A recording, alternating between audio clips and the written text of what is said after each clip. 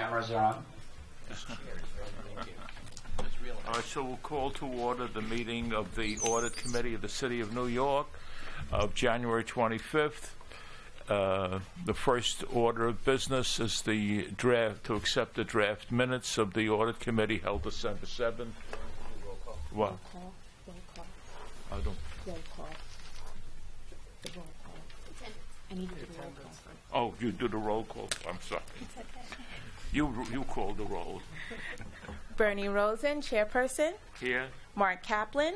Here. Michael Spitzer. Here. Bud Larson. Here. Representing Controller Stringer, Michelle Mark Levine. Here. Effective January 11, 2017, representing Mayor de Blasio, Nicole Fleming. Here. We have a quorum. We have a quorum. Okay. I thought you were going to tell everybody in the room. Now it's full. Okay, we have. All right, I'll accept them. So, do we have a motion to accept the minutes of December 7th? Yes. Second? Second. Hearing no objections, we'll move on to the review of the financial statements and management letter of the 34th Street Partnership. Dan, go right ahead. Hi, Dan Biederman, President of 34th Street Partnership. Peter Cirillo, Chief Financial Officer. Sergey Skolny from KPMG. Very nice. 34th Street is, the board is in rut with this BMD because it's financed 85% by assessments as opposed to Bryant Park, which we used to report to you on, which is reliant on other forms of revenue other than business improvement district assessments. So here, it's pretty much assessments, and as you can see in the statement of activities, it's $10.9 million out of 12.4. The board is in a rut, as I said, because they have a policy of basically only increasing that amount every 3 years. And we're up to that point right now, so in the spring, I presume we'll be sending to the City Council a request for a higher assessment. It generally tracks CPI extremely closely. So I'm hoping that this year, because of some problems I've got to mention to you, they'll go higher than what would be something like 8 or 9% normally. The problems this year I referred to are the minimum wage bill for New York, the phase-in, has more impact, as you may have been reading, for small nonprofits and the like. The reason being, you don't just bring people up to minimum wage. Then you have to think about the people who are working alongside of them, who have been working faithfully for 6 or 7 years and are not so far from the number that the brand new people are being brought up to at minimum wage. So you have to make a decision. Will you have kind of grumbling 5-year employees, or I see you're nodding, Controller's Rep, or will you be generous and put them up and in turn put the people in their class up to a higher number? So we're going to go to the board and say this year we're being generous and everybody's going up in a substantial way. We've already done that prior to the minimum wage going in on January 1. So that's a big cost hit, probably 600, 700,000. Sure. And more next year when it goes to 13 and to 15. The other thing, and it's kind of an interesting governance issue, is we have made an offer to the mayor to handle, you've noticed that Times Square has been permanently pedestrianized with a lot of city money, $55 million. We're two sections down of the pedestrianization of Broadway, and we have made an offer that we will design and build and operate Herald Square without any city money. That's just what we like to do, as I've kind of mentioned to you in the past. So that is in negotiation. Should we do it, we may finance it. We're going to collect some money from the abutters, Vornado, Macy's, and others, we hope. And then we would extend our financing, which is the reason you ought us in the first place,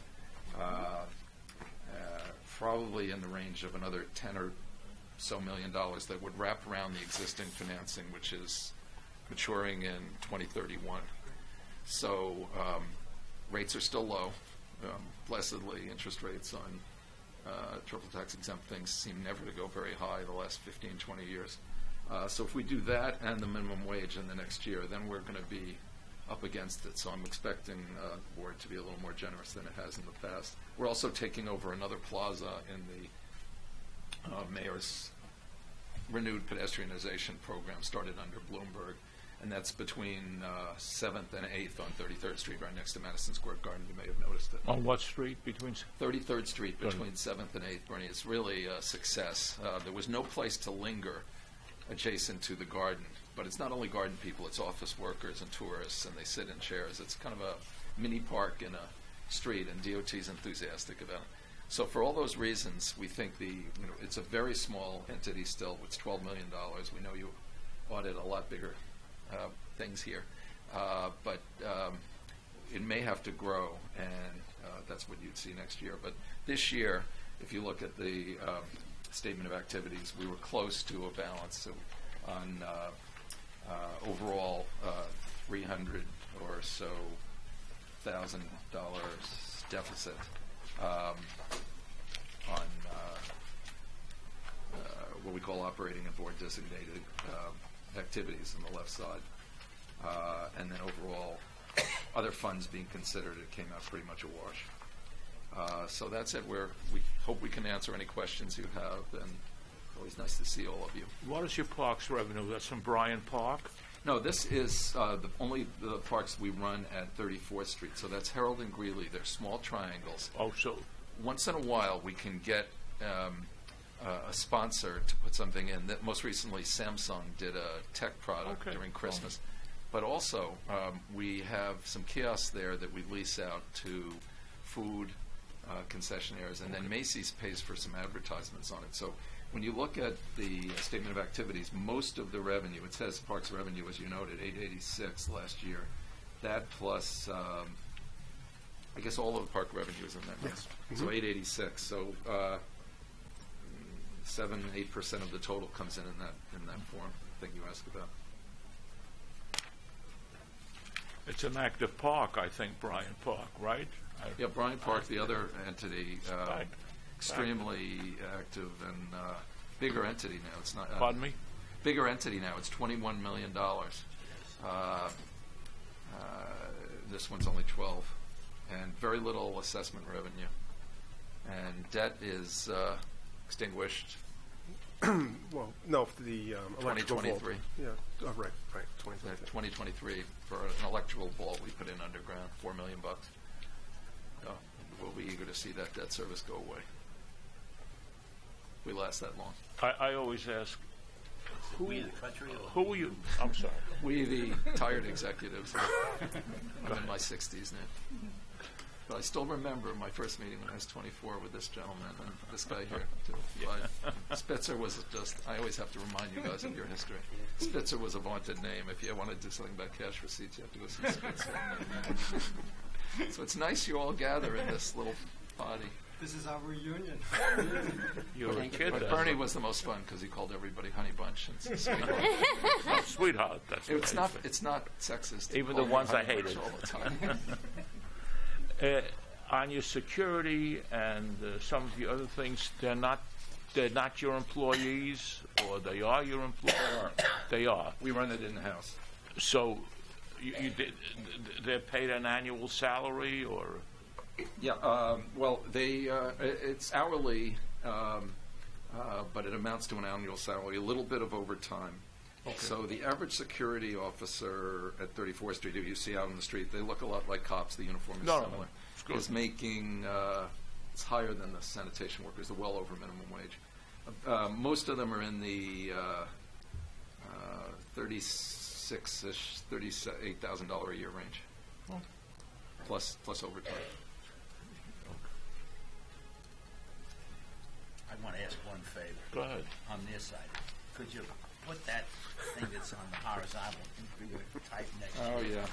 Every year it's too It's too very small. I hard. can barely read it. It's very hard to read. We ought to fold it out. It's really a small font. I don't know. KPMG will. And I figured they someplace in that organization have type. If I could, you referred to, and this is a tiny thing, you, in your balance sheet, you had net of accumulated amortization. You don't have is there depreciation for those improvements as well?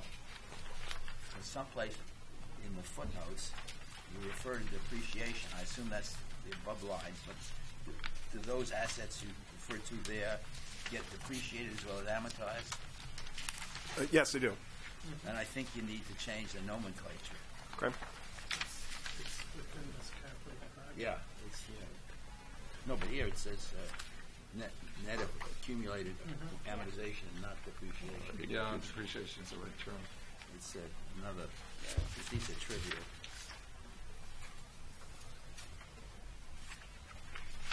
And then- It is depreciation, so why not call it that? Yeah, oh, I got you. Is You didn't amortization- capitalize the T in the city. In your footnote 1. Footnote 1. That's my favorite one. Second line. Capitalized T. Second line of description. Second Of line. the City of New York. The official name of the city is a capital T. Oh, like the New York Times. Okay, that's interesting. And the other question I have is, losses for official, not a nitpick. You have a discussion of gains or losses on investments. Do you in fact have any? Everything's short term, and Right. No, we don't. why do you put that in? The reader goes look for where it should apply. I know that's standard accounting language, but if you don't have it, why have it in? I went looking.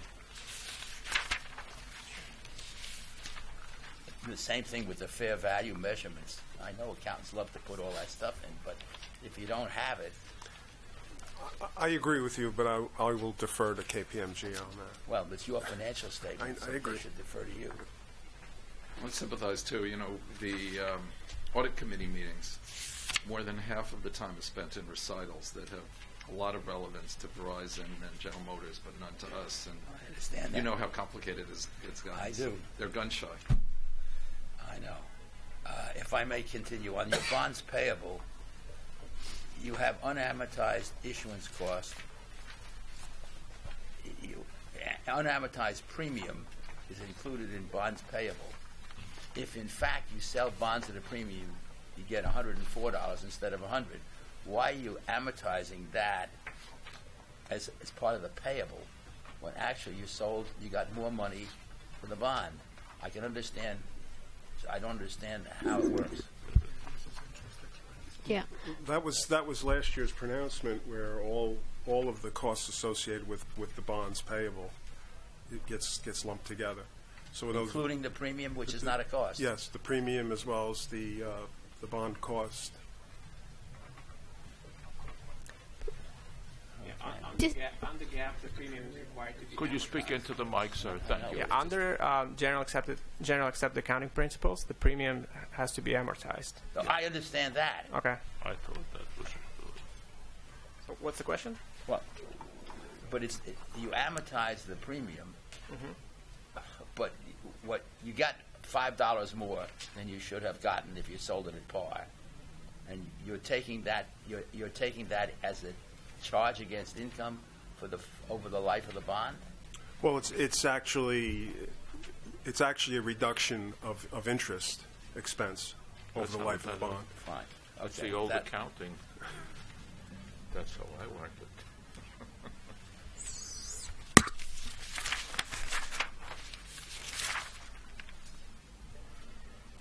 Dan, what is your defined contribution retirement plan? I think how many years do you have it already? How many people How many years? we had it? Number of years now? Before you qualify? No. Just I- how I many forget. years have we had a plan? So Define. the 403B. So it's been 20? I don't know when it started, but that would be a good guess. 20 years. He started in '99. It was already there when It's you already did. there when I So it's started. a number 20 years. Oh yeah. Okay. And Peter just coincidentally gave me the list of everybody's contributions. It is impressive. We harangue the employees who you wouldn't think would be able to put money aside based on how much they're earning. But there are a lot of those people you see sweeping on 34th Street have between $35,000 and $70,000 in the plan, because we match at 50% up to. Up to 3% of salary. So they got the message of What is your match to the? It's 50% of 6% of the employee contribution. So up to 3% of salary. Okay. One more. No, it's nice they're building up. Yeah. It's nice. Impressive. It's good. One more minor question. You have a litigation section. You don't say whether you're insured or not. We are. You think maybe you want you to should- describe the...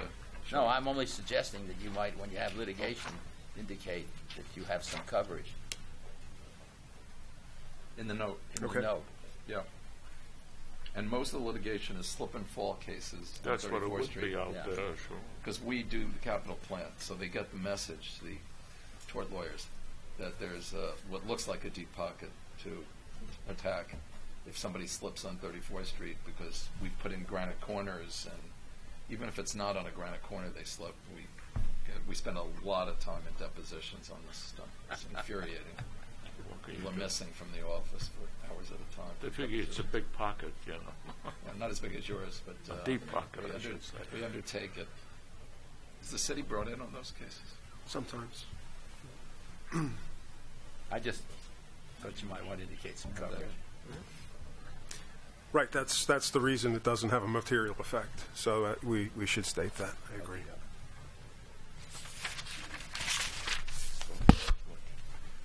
Are there any more questions of the rep?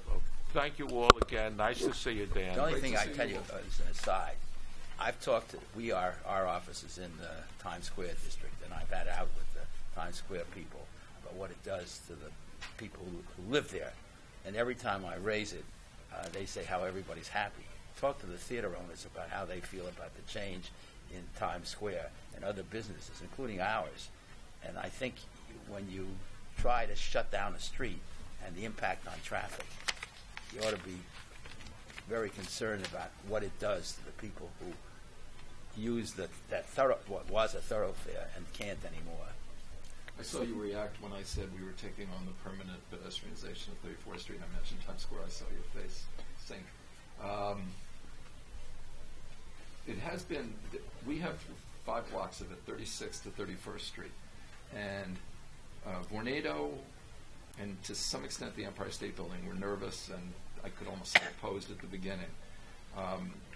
Those blocks, we had a feeling, were not bad ones to take, because traffic rushing through from 42nd Street to Herald Square and then going past Herald Square at a high speed was not a good thing at non-rush hours. It was dangerous. That's one reason I think Vision Zero is having some success, pre and post de Blasio.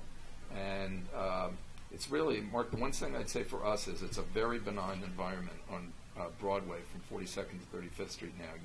You can stroll along there. You know you're not going to be threatened by a car, because the cabbies have decided it's not a good thing to go into a T intersection at 35th and go right.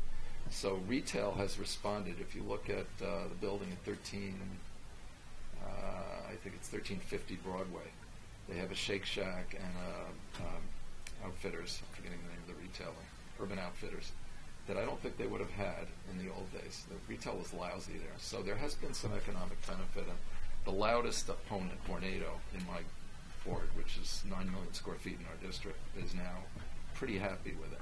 So economically, and we don't have as many office tenants of the size that you guys are in Times Square who are upset with delays, and we don't have as many slow-walking tourists either. So it's worked out pretty well. Macy's is reasonably happy. They were nervous, too, because of the parade. It's something we deal with all the time. We think we could do a better job running the Times Square pedestrian. So that's the one concession I'll make to you.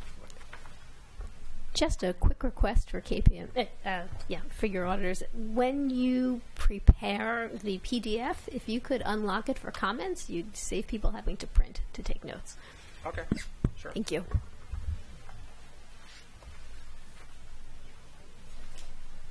Oh, I don't even. I like paper. We can still print it. Yeah, It's still an option. Okay, thank you again for coming. Good to see you, Dan. I remember he was an analyst. I know the guys who run the 3 big theaters. Who was the store for people? They hate what He was from out of town. Good, and he had Grand Central and this. moving out. Giuliani Henry. Morning. This was too much money. 2020. How you doing?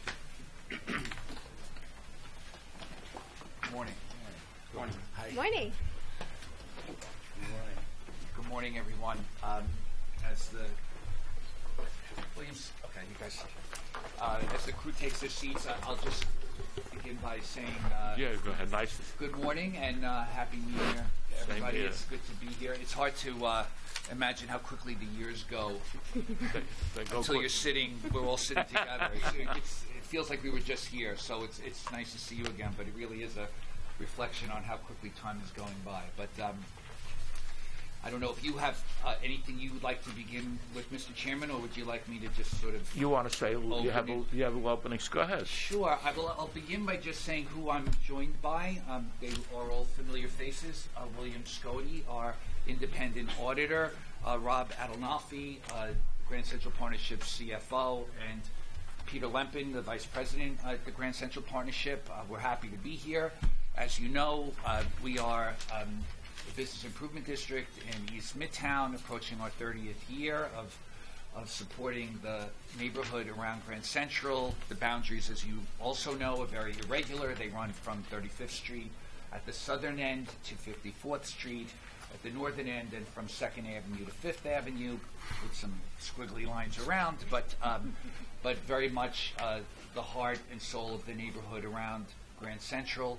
I'm sure you have seen in the review of our financials for fiscal year 16, we had very much a consistent year financially from the previous year, but it was quite significant for us in terms of several projects that we had undertaken over the last few years that came to completion finally. One being the use of technology in how we operate and upgrading some of the things that people don't realize we have but get to experience every day, and the conversion of our Grand Central Terminal exterior lighting from its old-fashioned power to LED, which has made a huge difference on the facade of the terminal and its lighting. As I've reported in the past, we partnered with City DOT and the MTA during the terminal centennial in 2013 to undertake. Sorry, thank you. Thank you. You'd think I'd be better at that, but to undertake a very important project in terms of lighting and doing an LED. Actually, we brought some photos. We completed this year a signage and lighting enhancement program on the terminal and on the Park Avenue Viaduct, which will now provide annualized lighting programs on the viaduct. We began it during the Christmas and Hanukkah season. Got great feedback on it. And of course, one of the other things this year that we were able to complete was phase one of an app that we created to manage inventory and damage reports on the close to $40 million worth of physical assets that we own and manage in the neighborhood. Our street lights, our bike racks, our benches, our planters, and all of the things that you come to know when you enter the boundaries of the Grand Central Partnership. So those are just some of the things. Obviously, we continue to focus on the core responsibilities of the company, which is to patrol and to work with our business community, the retailers and the commercial tenants alike, and of course to keep the streets and sidewalks as clean as we possibly can. And we're looking, we're halfway through, obviously, fiscal 17, which is hard to believe, and, working on many other things that we'll report back to you a year from now on. They did a great job with the terminal, didn't they? When Yes, they redid it. it really is. I'd gone there part-time after I retired from the city. Mark Shaw was the executive director. He says, "What do you got to hang around? Come." So I remember I recall. took me for a walk. That sky ceiling was filthy. Yes. And I used to go to some of the meetings. I think LaSalle Partners were the... Yes, Jones Lang, yes. Yeah, they were the ones. I think that was Jones LaSalle or something. And Yeah. when they started to do where the market is and where a lot of the other shops are, they found they had to do a lot of remediation. There was asbestos, red lead. Yes. So it made it really was interesting. But it got done somehow. Well, We're over budget, but Yes. got done.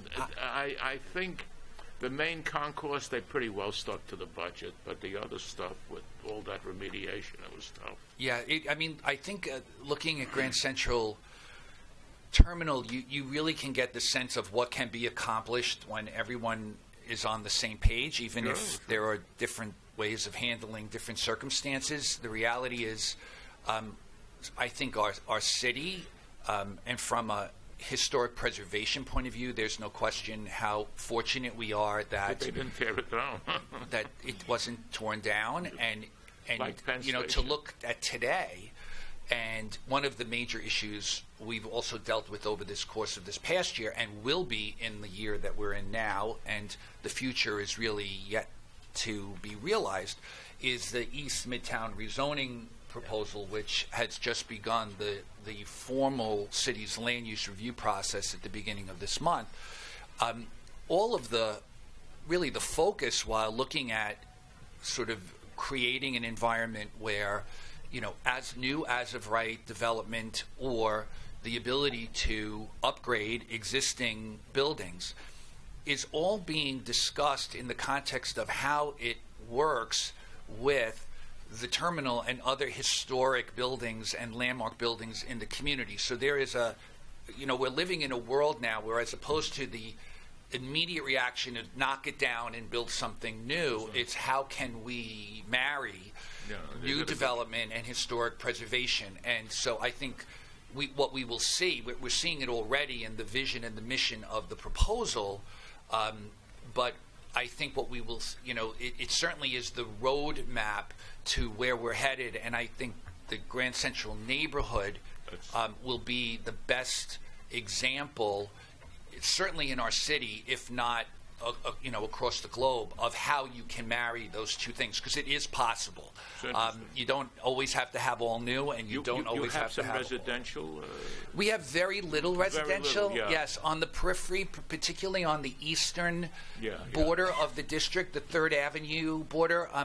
The growth of mixed-use development is becoming obviously more prevalent. As you know, the other hat I wear is I do serve as a city planning commissioner, so we see mixed-use development as being really the move into the future in our neighborhoods. We want 24/7 neighborhoods. But the rezoning proposal worked very hard, whether this is right or wrong, and we'll see what the public input is on this, but there was a focus on ensuring the strongest possible commercial and business district in the rezoning, not to create, in all cases, in all development, completely mixed use. It was to ensure that the city of New York, this neighborhood, this big community, because the boundaries of the rezoning proposal are you can lay them almost on top of our bid map. The fact is that this is 10% of the city's revenue, and you will be sensitive to this issue, grows out of this neighborhood. Really? So the idea that the real estate taxes and other revenue streams, so the idea that you would want to ensure that our city retains and enhances this base is critical. So I think we will see some more residential as cities change all over the world. Sort of the urban life is what people are choosing to raise their families and to live in, and being closer to work is important to people. Obviously, the transit hub that we are, and the expansion of the access to Grand Central with the Long Island Railroad coming in, the 2nd Avenue subway coming south, all those things will... Long Island Railroad come in? I'm curious. Yes. It's been a long job. Yes. I think at this point, 2021 now. It was originally 2018. But in another, for me, in terms of, we started by saying how quickly the year goes. Next month I'll celebrate my 18th year here. And, when you look at things like, when we issue debt and that the bonds will be paid off in 2022, and that the Long Island Railroad in 2021, that's all within our, sitting down. When we talk about budget issues, we're starting the fiscal 2018 budget process internally.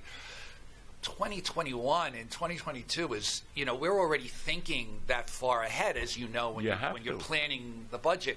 So it's not that far away, but it's going to change dramatically the demand in East Midtown. So I think the rezoning, what's happening with the rezoning and the growth of and the linkages in transportation is really happening at a great time together, because the ease of getting into Midtown, which already was easy, but we'll be cutting people's commutes who come from Long Island and the suburbs east of us. We're cutting a half hour to potentially to 40 minutes off their commute, which is pretty amazing. It'll be a good thing. It's just tough to tunnel. It's just tough to tunnel under the city. It is. But I remember they said Penn Station was too crowded, so they had to do this. But then someone said, if they do this, you'll possibly be able to run some Metro North trains into Penn Station. You don't have to tunnel. You can do it with track work. Absolutely. So that's the way you got to plan public Correct. transportation. I mean, it's one could say long overdue, but I mean, timing is everything. I mean, even the work that's beginning now on Penn Station and Moynihan Station will be exciting. And look, this is all, as you well know too, this kind of work, the infrastructure work, building the transportation system and enhancing it. I mean, and this is all about jobs and the economy too. So the payoff is, as long as it takes, there's still an incredible payoff at the end of the process. No, it will pay in the long run. Yes. It's terrific. Very good. You're getting that monster new building down there. Yeah, one Vanderbilt, Wow. which we're really excited about. I mean, those of you, I know everybody's comes through the neighborhood or gets to spend time there, but right now, while we're excited about this sort of new iconic building of the future that really does, again, in terms of the balance of development and public improvements, the contribution toward the transit system of $230 million that SL Green is contributing to the improvements in Grand Central and around is precedent setting, and actually also a foundation of how the city is now looking to deal with future development in our neighborhoods. But it will be an iconic building. It really helps to support the terminal itself in a respectful way, and but if you get the opportunity, because it won't be like this for long, it's interesting to get to see the western side of the terminal with such clear views from Madison Avenue, which probably have not been seen since the terminal was built in 1913. It won't last for long. As I said, the groundbreaking was several months ago, and they are working on the subsurface portions of the building now. But to be at the corner of 42nd and Vanderbilt and to be able to see into Madison Avenue, and when you're west looking east, to be able to see the terminal from its corner is pretty incredible. Although they have designed one Vanderbilt to sort of curve back, so the viewpoint, the view corridor, you'll get to see much more of the terminal with the new building there than we ever did with the old buildings there. So it's an exciting, It'll be exciting the third time. tallest building in Manhattan. Yeah. Yes, 1,401 feet. I may, my perception may be wrong, but in looking at this, it appears that you have a Speak into the mic. much larger external affairs function than most of the bids that come before us, and I see a lot of it is actually permanent staff. Are these reoccurring marketing events or new events, or what generally is the function that's going on here? Well, external affairs for us was it's sort of a renamed. We've gone through several names here. We only have 3 employees who were a part of external affairs. Although I should say that I think in this current year, the tourist greeters were in this. Yes. So I think you'll see a change in external affairs, because our tourist greeters were a part of this division for a long time. So the stability of the employee base was based on the fact that the people out in the street at the carts and in the window of the terminal were in this division. The division now basically has 3 people in it, because we spent over the last, say, 2 years, the consolidation of our field operations. So our public safety, sanitation, and tourism divisions are now operating under a field operations with a sort of managerial structure. We've consolidated our supervisory functions. We had supervisors in each division. And so this has been we've seen an incredible savings in terms of this, and also efficiencies in how we operate.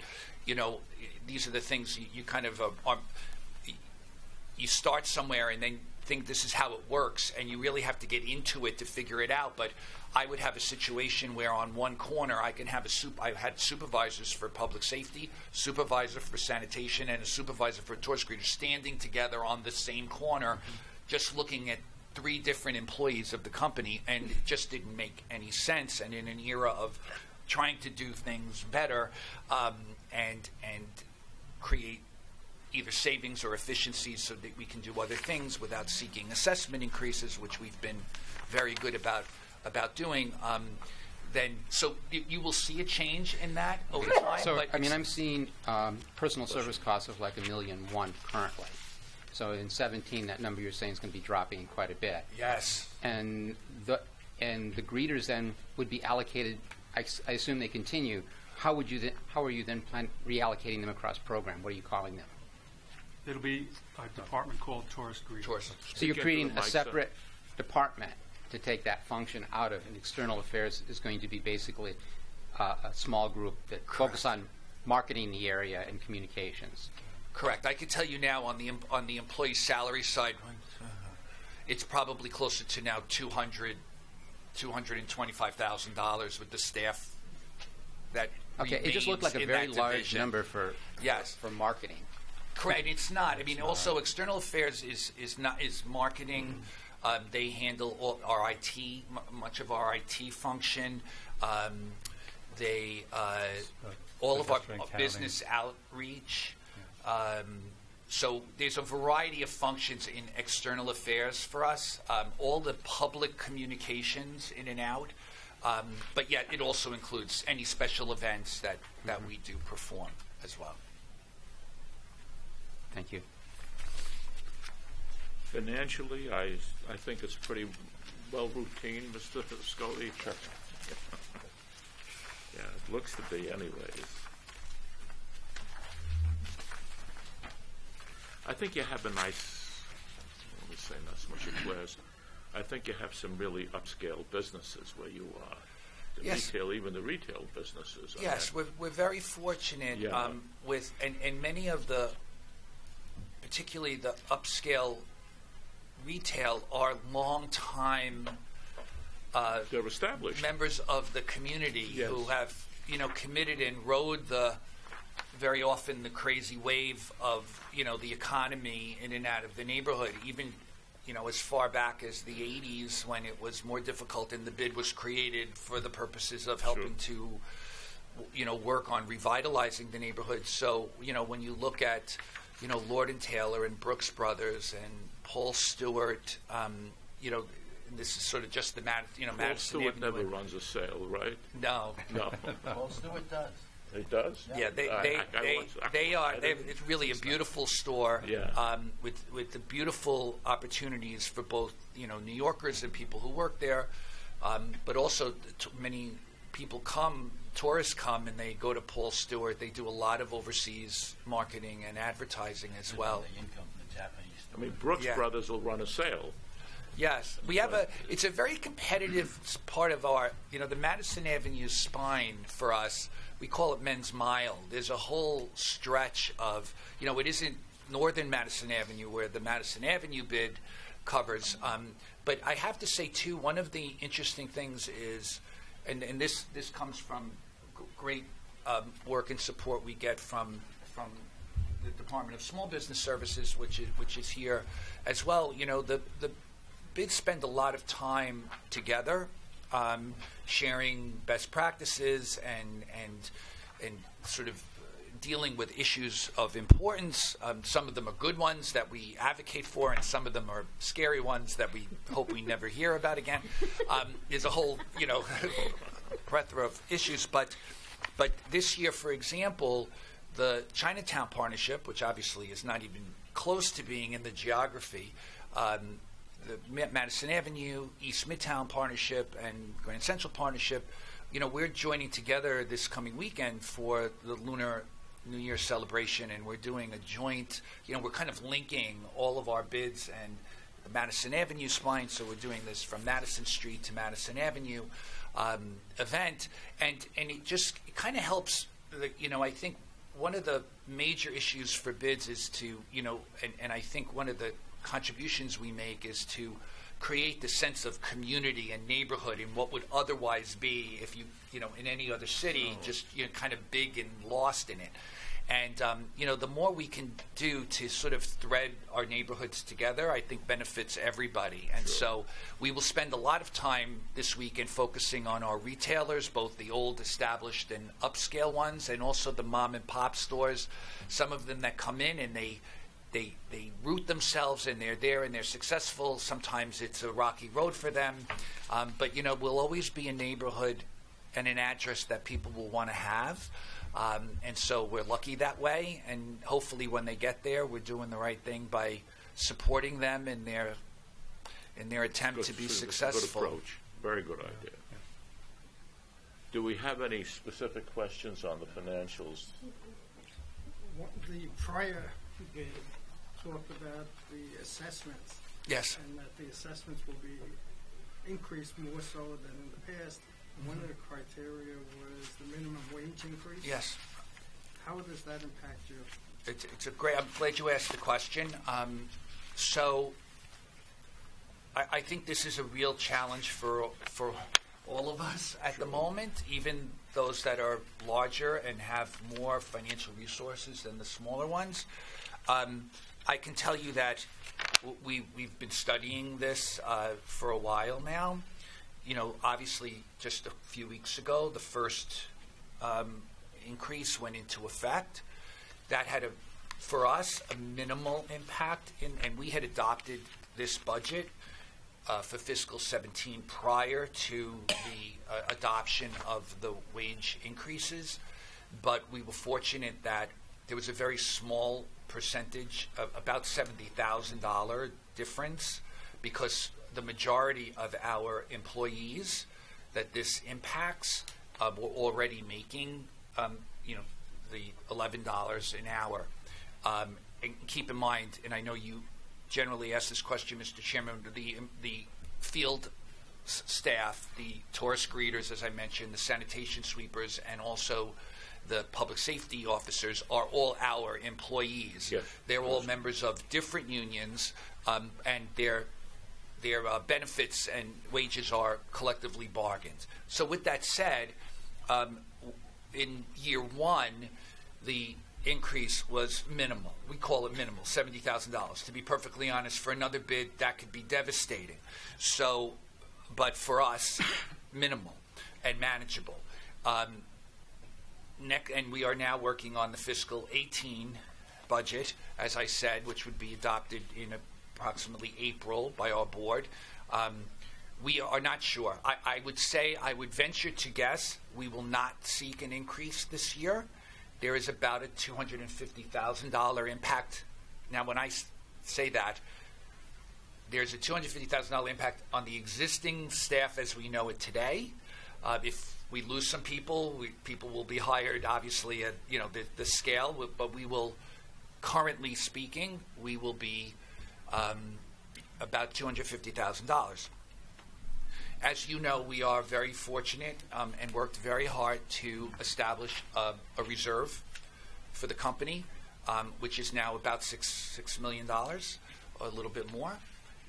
That was done for a variety of reasons. One is our bond proceeds are exhausted, and so we need money to go and to do projects and to help maintain the projects that are growing, assets that are growing older, but also for circumstances potentially like this where we didn't have to run immediately to go for assessment increases. We've only had 3 in the 18 years that I'm there. And so the board is generous when it's time, but also we're all, sort of very cautious and thorough in how we analyze it. In fiscal 19, all of the employees of the company will be affected at that point in time unless something else grows out of collective bargaining that we can't see into the future. That's about a $900,000 impact in fiscal 19. So overall, in the 3 years, with the staff as we know it today, it's about a $1.2 million increase just on minimum wage. And when I say just on minimum wage, because really for us, the impact goes beyond that. Because I have employees now in our analysis that have been with the company for 10 years that are making $15 an hour. And in a year and a half, we will be starting people at $15 an hour. And so the wage compression issue for us is almost more significant. It's easy to figure out bringing somebody from wherever they are to the minimum wage at whatever point they are. The real issue is how do we manage the existing staff and deal with the fact that you are, standing next to somebody who just got a job here, and you're here 8 years, 10 years, 12 years. We have employees who are here for 25 years. And so that's really but we have some time. Like I said, in this year, I don't expect that we would be seeking an increase. I think we have enough money to play with, so to speak, if we needed money from the reserve to cover. It'll give us more time to plan out the big issue for us, which is more about the wage compression and how do we deal with that. And of course, it's all collectively bargained, so it's not just about us sitting in a room and making a decision that we're going to bring these people to this salary and we'll try to work it out.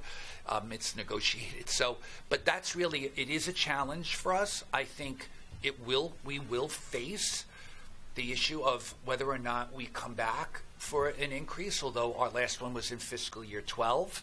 So it's not as if, that would be an unreasonable time to evaluate assessments anyway. We also have to look at that point and what the development in the neighborhood is. There may be, going for an increase may not necessarily have the impact we think it has, because we could have new square footage in the neighborhood that could offset what might feel like an increase. It might look like an increase in numbers, but the actual impact on the stakeholders may not be as bad as it would be. So it's a variety of issues before us. It's a very real one. I can tell you, for all the bids, and I'm not here to speak for all the bids, it's a huge issue for everybody. I imagine, obviously, the personnel must be happy about the potential for they never made much money, so this is really a nice... Yeah, well, we would like to think that we were very generous with them. I know, but we know that everybody thinks they should be making more money, and we obviously respect the process that was undertaken legislatively and governmentally and politically to get to where we are. And we're prepared to manage through that. Very good. The question is, there's other layers of what that creates for us, and that's really the challenge that we're undertaking now. And it will be interesting to follow this discussion through with you and with this committee as the next as it happens, fiscal year or two occurs. Okay. Are there any more questions? I thank you again. Thank you so much. It was wonderful to see you. Thank you. Thank you, everybody. Have a good day. You can never get out. Never get. That new building. He's very good. He's very good. He's very enthusiastic. It's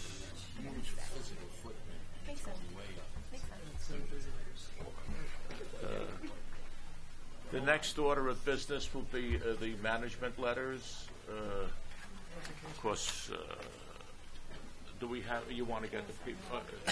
She's getting the people. Which one, Bernie? Well, we'll do the city one. Cosmo, you called me, right? Thursday on this, yeah.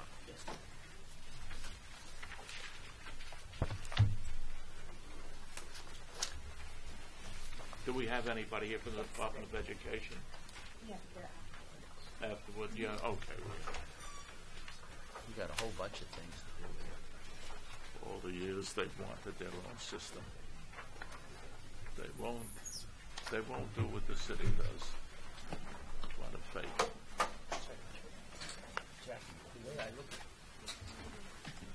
Yeah. at the agenda calls for No, they want to get these people out. done. They want to get these. Could you introduce yourselves? How are you, sir? Michael Bott from the Office of the Comptroller.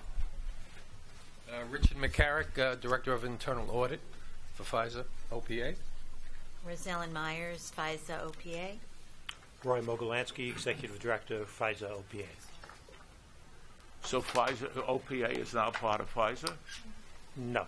No. We've got... I retired. It was not... They're still two separate entities in the city charter. However, I am Executive Director of both agencies, and we're working with a matrix management structure, so a lot of the day-to-day activities have been integrated. Okay.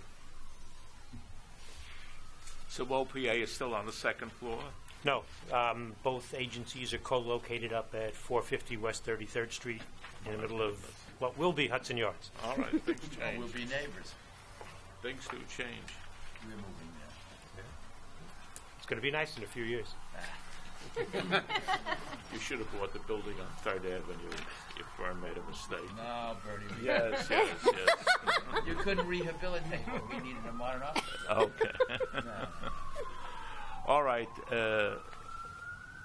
I've looked at the management letter for the city. It doesn't seem, when you consider the size of the city, I think the comments, but I'll let him finish. I think the comments are really not that serious. Go ahead. You wanted to say something. No, sure. I think just from an overall perspective, we've really gotten everything kind of summarized in this presentation document, both for the city as well as for Department of Education. Oh, so you have another handout? Yeah, well, that's good. Yeah, there's a presentation. So I'm All going right, to let's wait and get them. Yeah, I was going to say, Bernie, 1 second, and Cosmo will pass those out, and then I'll walk you through. At a relatively high level. Again, you've seen the details, but I think this is a pretty good summary that we'll kind of walk you through relatively quickly. Would you give Michael the wrong one from last year or something? Management letters have changed. I'm sorry, since we've I gone didn't through. see that Cosmo had left me one, so I... Since we've been so automated. Cause problems, as usual. We're going to shift right. Nice.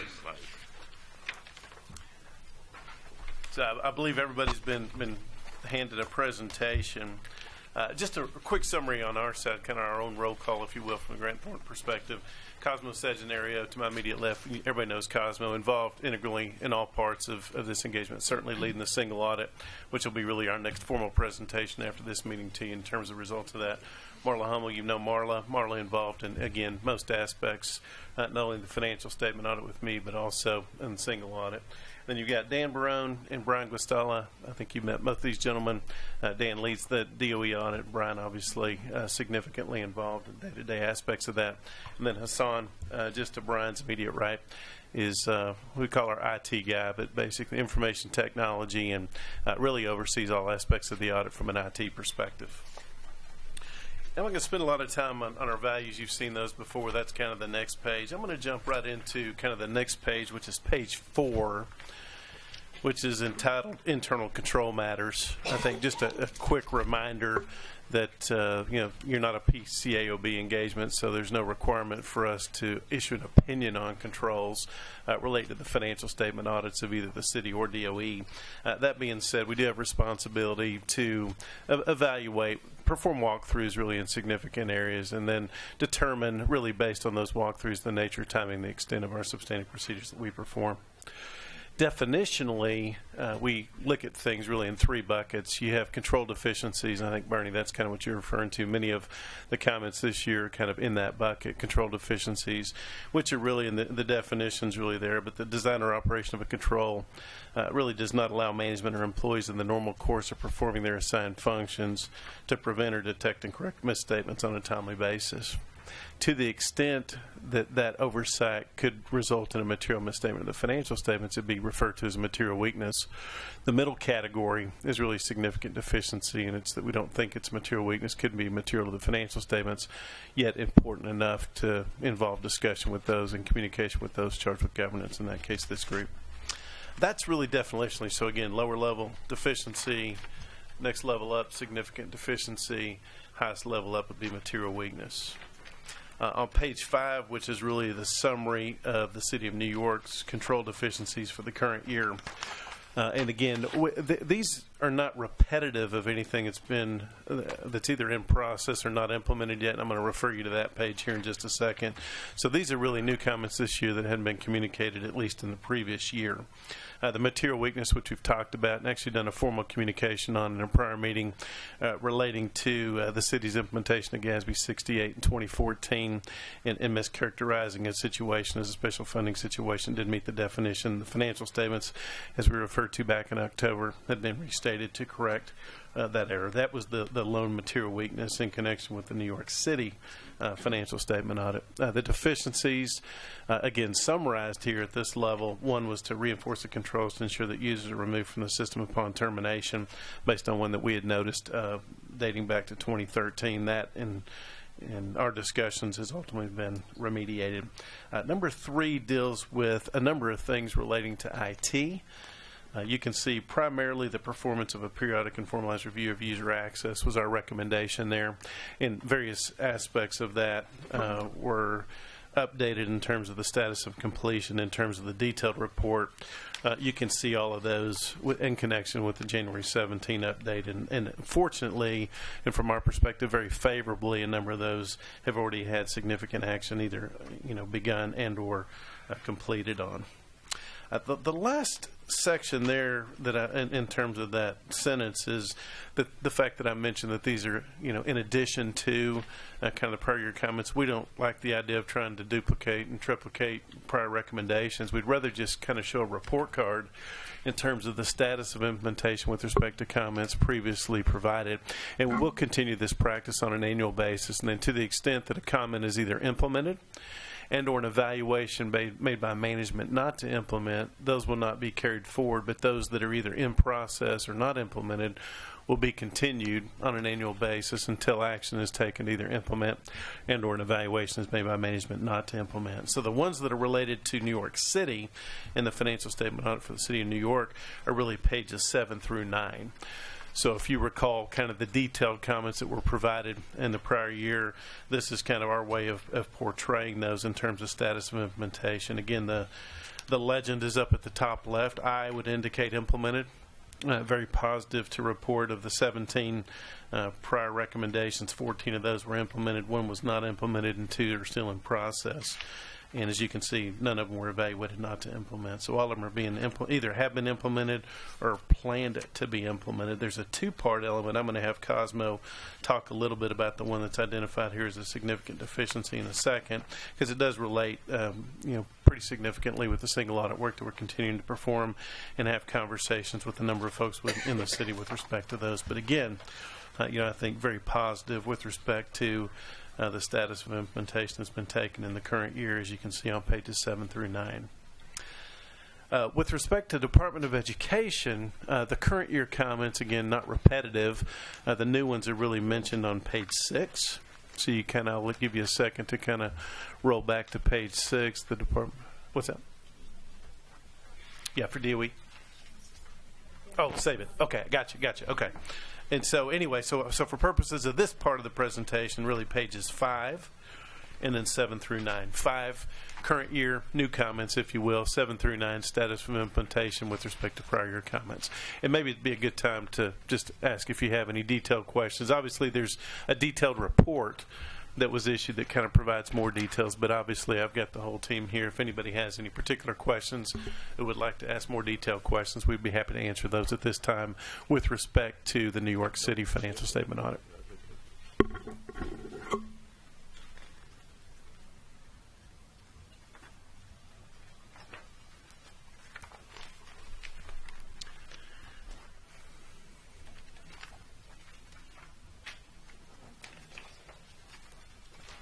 On the grants management system, Nicole, I remember John brought Larry in. They're doing a lot of work, aren't they? Yeah.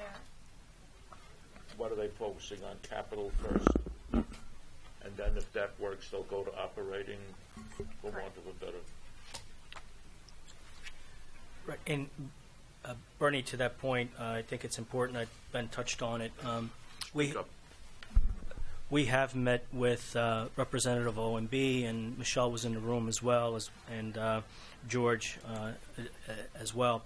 And really what we're trying to do here is get a really good and thorough understanding of the essence of this comment. This comment has been in the city's management letter for at least 10 years, and it's taken a bit of a varied type of a description in that letter. In the past several years that we've looked at very closely, it's sort of evolved from where it started, which essentially it was that at some point in time we understand that this originated from the perspective that the schedule of federal awards expenditures was not complete, and certain individuals at the city were fielding phone calls from federal agencies looking for where their activity was and things of that nature. So over the years, it's kind of evolved from an incomplete schedule of federal awards expenditures to an automation of that whole activity.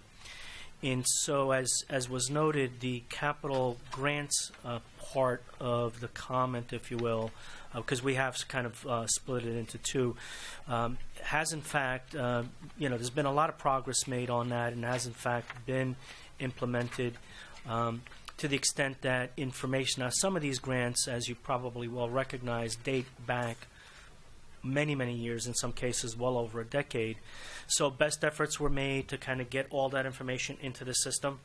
It is not complete from that point of view. But the good news is that anything of a capital grant nature from 2016 going forward will be completely in the system. So there's still a bit of a hybrid going on out there, and as these projects kind of are completed and age out, it should be more and more complete and accurate and reliable. On the operating grant side or the expense grant side, work still needs to be done.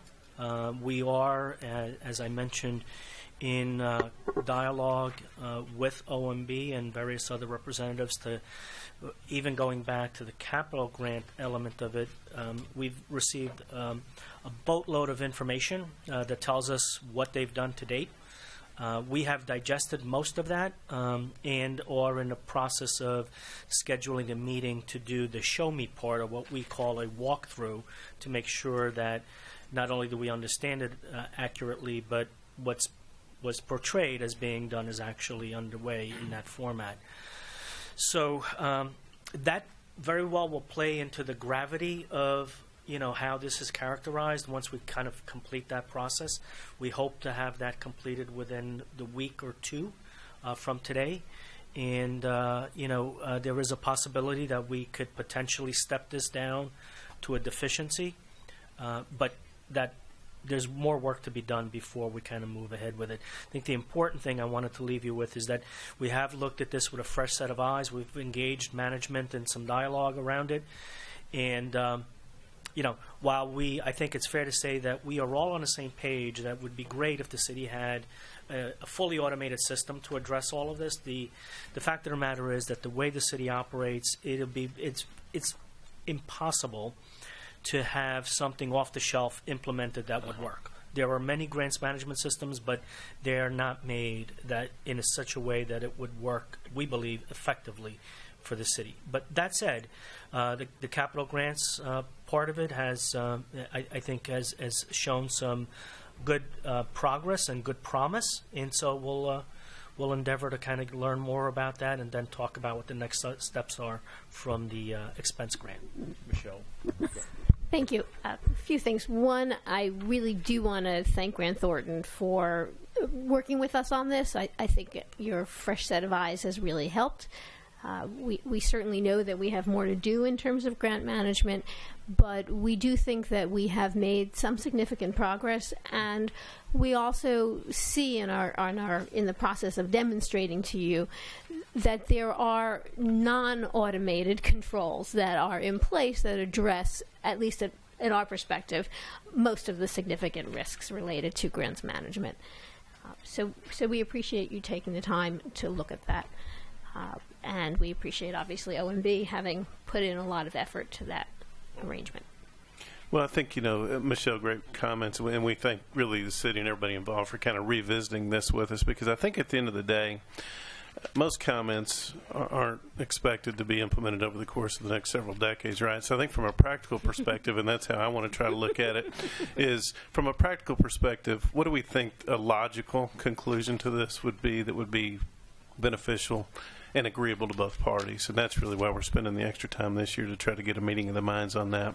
And again, we're going to continue to challenge the city with continuous improvement ideas too, but I also really, as I mentioned, don't envision most comments being out there for this length of time without us trying to figure out what the ultimate conclusion could look like, and then a reasonable time frame to be able to get there, and trying to be practical about it. So if we can, as practical as we can about it.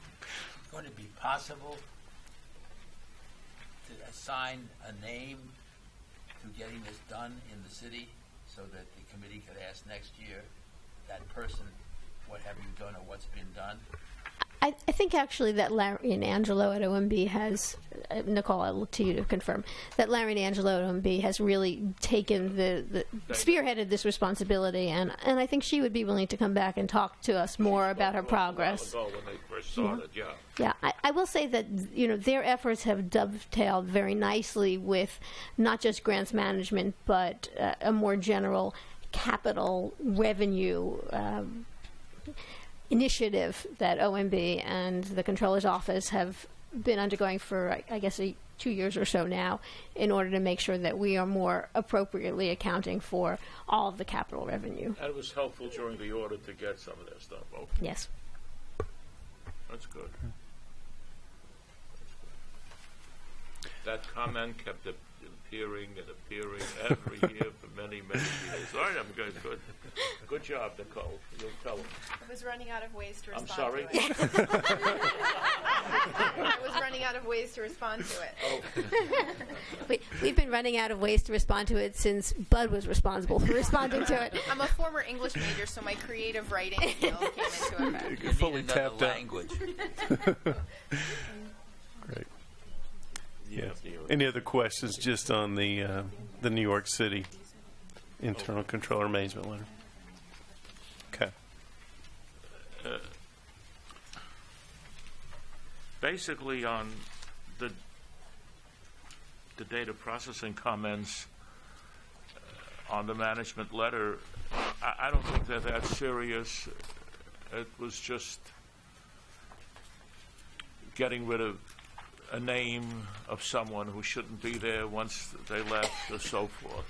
I don't know. No. Do you want to comment on that? There's really Just in that we agree with the comments and we're taking action. you're actions to taking implement action. them. I guess there's Yeah. nothing to say then. I guess we don't downplay the risk of authorization that sort of should have expired, because there is significant risk with regard to prior employees. So. One of the things that hit me was the comment that all separate FMS users will be terminated within 2 weeks of separating from the department. In our firm, the minute you're out, you're out. And to be sure that we protect ourselves, why does it take 2 weeks to get somebody out the system? If you don't mind, I think part of it is because personnel is really a function that's distributed to the agencies, and so the communication lag a little bit from the agencies is a problem. If you were dealing with something where you had defense company issues, you do it instantly. Yeah. And no matter how big a company is, you do it. Yeah, and I didn't mean to take away from the response from FISA. It just seems to me it's a risk. And with all the number of people we have in the city and people leaving, one day somebody's going to do something, and we'll all look foolish that we didn't terminate him or her instantaneously. I agree, and that was the 2 weeks was a comment from the Small Business Services Agency. We will follow up with them to see if they can do it much more quickly than 2 weeks. Yeah. Heck, if a law firm can do it. Again, we do have education people here. It's all called. And the other thing that hit me, I guess, is that... You're still with the city letter, right, Mark? No, I moved to the DOE. Sorry. Well, it's in the city letter. Yeah, but I thought we have a separate letter. Yeah, there should be two separate letters. There's a separate letter for the city as well as for we have some people from the Department of Education. Sure. Okay. No. But there is a comment with DOE. Well, over the years, There is. There are very similar comments. Yeah, there is this. I've when just. we had IFMIS, they had something else. When we had FMS, they had Famous. I was just a little surprised by the fact that how many thousand people have access to the system in the DOE? I'm looking for the number. 140,000 people. Aren't there different levels of access that would happen for those people, and not all of them would have the same level of access? I certainly would hope so, but there are representatives of DOE here. that can Okay, answer well then that we'll say, question because much it's better in the, over than the, we can. Yeah, I was going to say, if there are no further comments on the New York City internal control and management letter, then we'll transition into DOE and probably need a minute or two to do Why so. don't we get the DOE people over here? Yep, that'd be great. my turn. What? Yeah, save paper. I think it's okay. I'm being suborned. Maybe, thank you, sir, for coming. I know you have to Pleasure. get back. So Pfizer is, you're where again? 450 West 33rd Street. Oh, you're right by the exit of the tunnel. That's right. Yes. Okay. We're going to change our address. No, no. No, it is. It's going to be 5 Hudson Yards, so no one will ever be able to find it. Right. Well, you're in an existing building. Yes, they reskinned it. Right. We're going there, would be there in 2008, something about 2020. Okay. Thanks Great. Thanks Thank you. again. Yeah, I know you have appreciate to- everybody's thank effort you. in connection with the audit.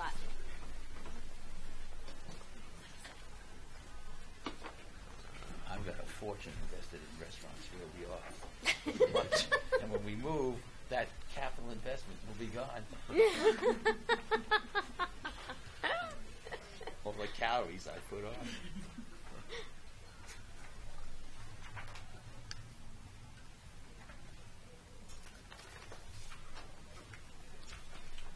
You should have brought me one. No, it's not. Hey, you want to take mine? I'll go get another. What do you have in it? Whiskey. Oh, it's water, just water, okay. What's that, Gunga? Which is the water? Kipling. Is it Gunga Din who brings water? Okay.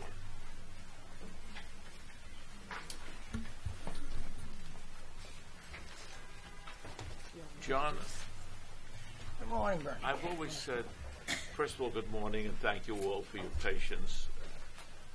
Why does the Board of why does the Department of Education have to use something different than the city? The city uses FMS, why do you have to use Famous? I remember when we went to IFMIS, I don't know if you were there at the time, maybe not, the Department of Education went to their own system. Why can't we all use the same system? Bernie, it came up years ago. There was a study done that identified that one of the main reasons was payroll. Because of our lower level of activity, the PMS system couldn't compensate the amount of journal entries that we do. We can actually change up to, I think, 15 different types of account codes. That's our district, our quick code, our object code, our line number, location code, activity code. The PMS system couldn't handle that. So it was either do a bulk massive modification to PMS or allow the DOE to remain as it was with a subsystem that feeds into the FMS system at a higher level. But the detailed system was back in our system. That was the gist of it. Whether FMS 3 can be expanded and accommodated, but you also have the payroll system.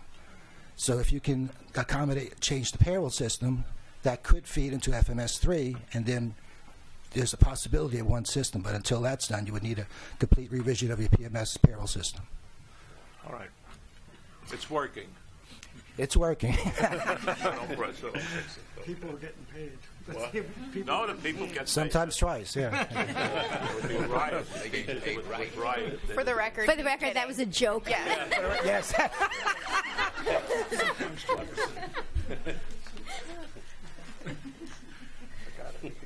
But good morning, all. We are the Department of Education. We're here to review our management responses that Grant Thornton has given us. My name is John Wall. I'm joined today by our senior advisor to our CFO, Ms. Tisa Lapadula. On the IT side is our Deputy Chief Information Officer, Desmond White. Also, our Deputy Executive of Financial Systems IT Structure, Bill Goldband. Our Administrator of Accounting, Suzette Irish.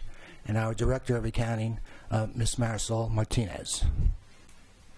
As you recall, back in October, we presented our financial statements, and we are here today to attend to any questions or comments you have on the findings that Grant Thornton has presented us with this past December. So if there's any questions or comments, we'd be glad to field them now.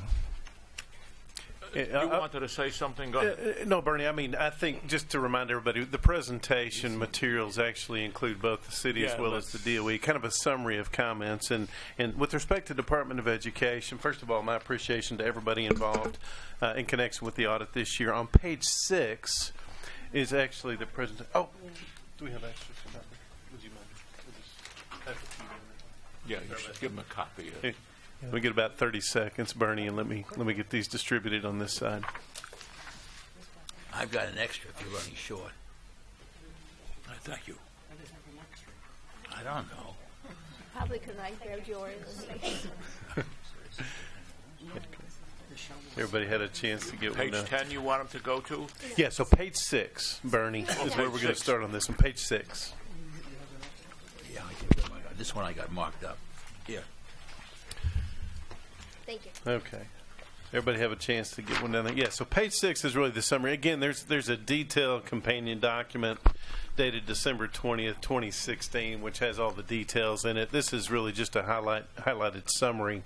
All of the current year comments are really reflected on page 6, and again, consistent with what we have with how we presented on the city side. We only presented new comments on page 6, and then the summary of the status of prior year comments is really on pages 10 and 11 with respect to Department of Education. So kind of in that report card format I had mentioned previously for the city. So page 6 and then pages 10 and 11 are kind of the summaries for this one. And I would say, just from an overall comments before you get into the detailed questions, we had great cooperation from the Department of Education, their folks. They had the one material weakness, which I know has been communicated to this committee, and that was really just to encourage consistency in reporting between fund level and the entity-wide level, just to reflect New York City's obligation really for not only current obligations of the Department of Education, but also long-term obligations. So the financial statements have been restated for that, and that in our mind was because the restatement was ultimately reflected as a material weakness.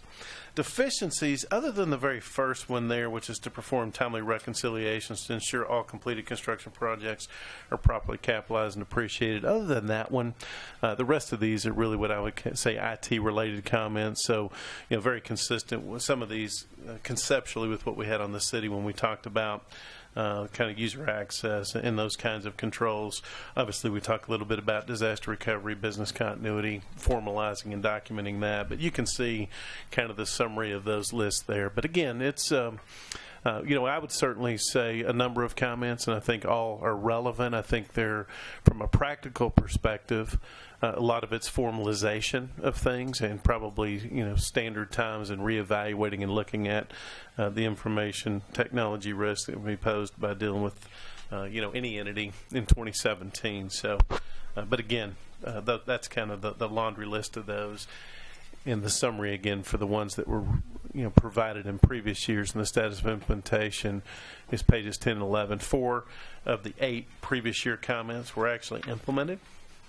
3 are in process, and the evaluation was made by 1 on 15-3 not to implement. With that, happy to open it up for any detailed questions that you might have. Good. Thank you for the summary. John, Yes, sir. The educational construction,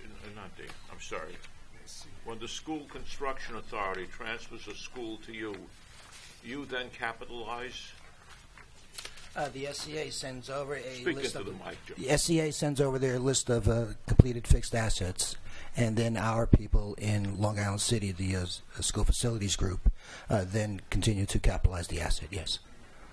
So I guess it's true the Department of Education will capitalize once they receive the asset? Correct.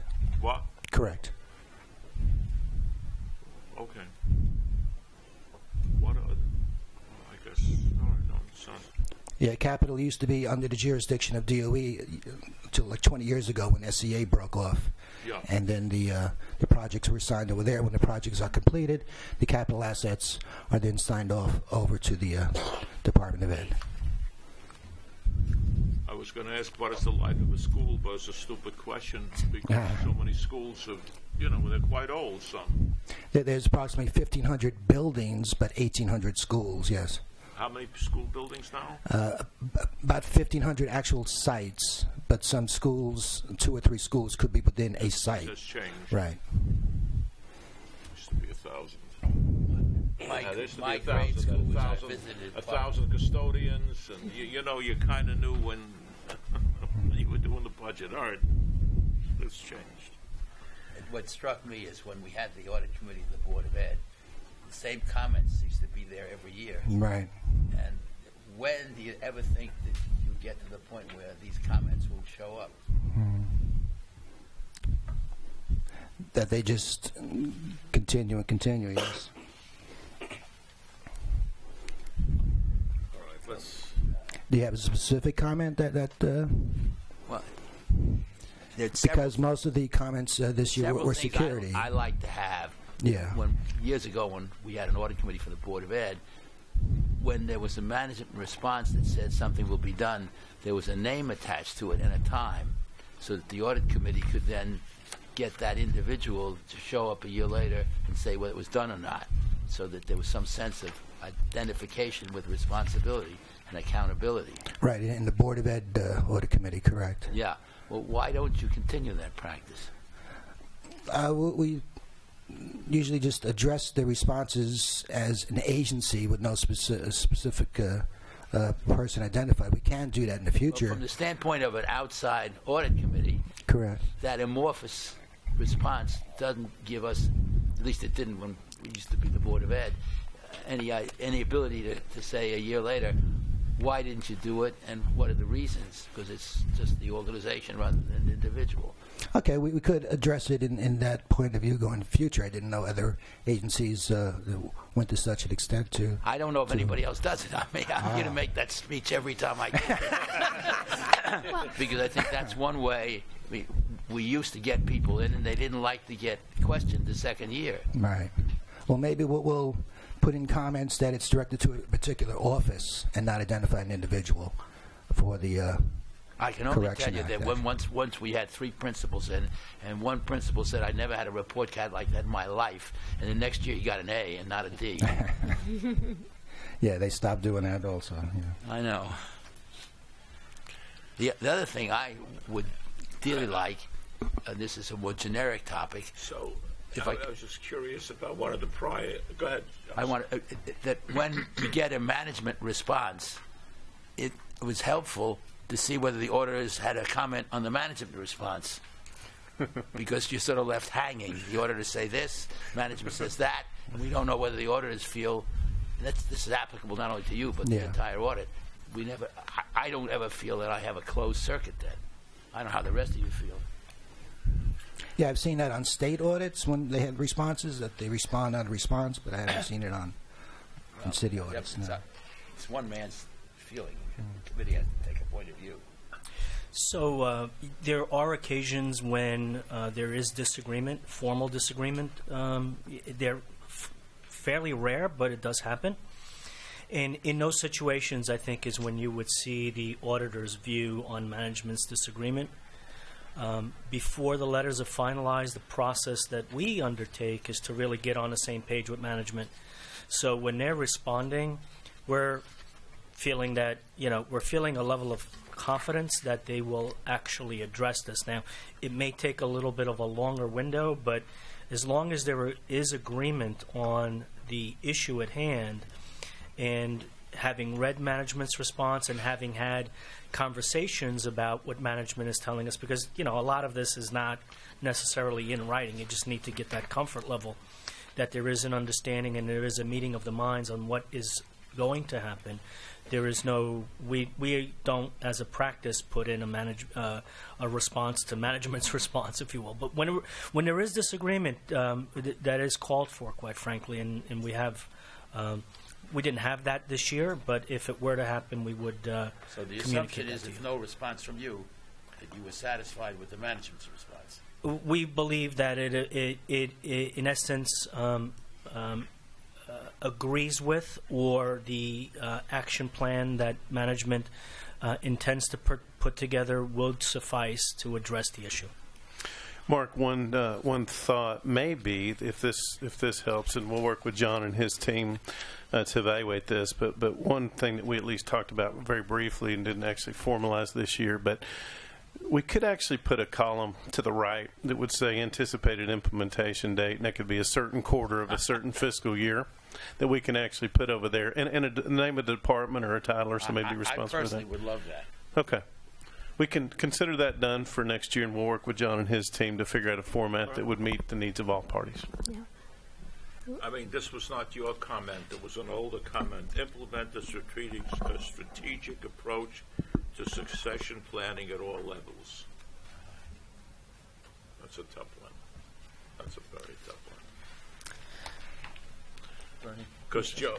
no, finish your I was thought. going to say, Joe will think that when Bill leaves, he'll take over, and then when he doesn't, he may sue. People are so litigious in the city, go to the union, go here, go there. Honestly, we ought to take it out. We ought to, it's a bad comment, with due respects. I mean, you didn't make it, but... Just to remind folks, there had been some concern on Deloitte's part that the layer of financial managers who really understood the accounting and reporting for the Department of Education was thin. I think there has been some reinforcement since then, but I think that was the reason for the comment originally. Didn't we get from one of the accounting firms a very long exposition on management succession? Was that the way when I couldn't? It was, yes. It's the first time I've ever seen it. Yeah. But If I could just ask a question on another matter. Please, go. Just since this is going to be the last time we see it, it's on page 10 of this presentation, finding 15.3, where there's been an evaluation not to implement a recommendation to restrict access so that Galaxy developers do not have access to the production environment. Why would... Could you explain why you would make a decision not to implement that security recommendation? I have the same. Could you speak up, sir? Is your mic on?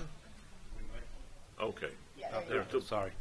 But basically, we determined that the number of resources that we would need to implement that would be kind of substantial at this point in time. And we also feel there are some mitigating controls in place. The senior director of the Galaxy team does have access to all the system logs, so he's fully aware of what's being implemented and has controls in place. Plus, the business departments receive reports of any kind of financial changes within the Galaxy system.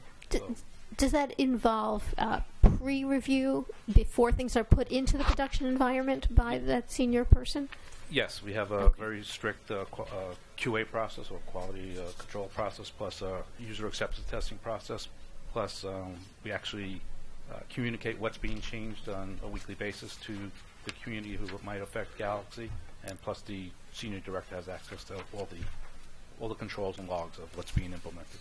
Thank you. If there are no, I don't want to take away from questions, but I did have a couple of things I wanted to say. One is I really appreciate the Department of Education and our auditors and this committee's initiative in recommending the reevaluation of the reporting model, if you will, under which the Department of Education's financial statements were done. And I think we really came to a good solution. And I know it really sent the Department of Education kind of scurrying to try and implement a new reporting model in a tight time frame. But I think it was definitely the right thing to do, and I really appreciate everybody's cooperation on it. Yeah. Yeah. Thanks again to everybody for your involvement. I echo Michelle's comments. It was a lot of intensity to kind of get there at that particular deadline. That being said, I think we're in a very good position going forward. Thanks to everybody's efforts.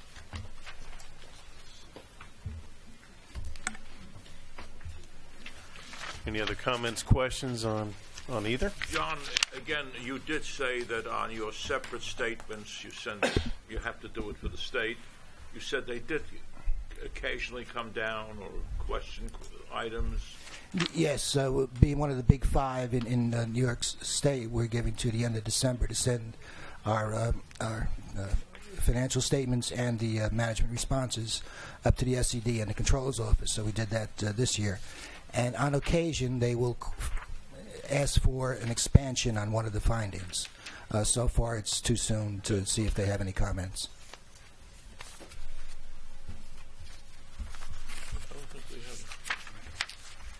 Thank you again for your patience. I think you had a different partner on these. So Bernie, Dan Barone is actually the partner, and then Brian Guastalla, to Dan's immediate right, was also a key player on our team this year. Yeah. Yes, sir. You got a full share of cooperation, didn't you?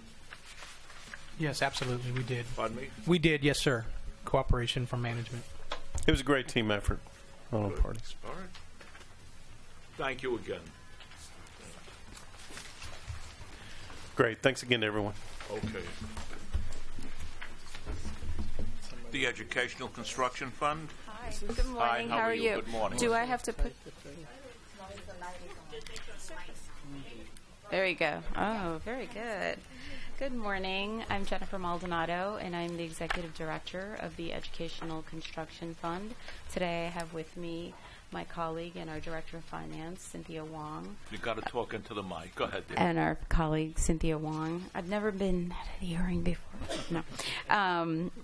Also sitting next to me is Jim Filicanevo, Andy Wilder, and Patrick Yajing from the audit firm of Israeloff and Tratner, and they will be discussing the audit in detail.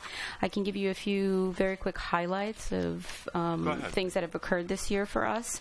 The funds, and you'll see this in the documents that are in front of you, the fund's net position increased by approximately $2.5 million during 2016 after a decrease that we saw in 2015 of $2.7 million. In 2016, our rental income and tax equivalencies increased by approximately $3.5 million, including a $2.9 million increase in the tax equivalency received for our most recent project that's at completion, the 57th Street project.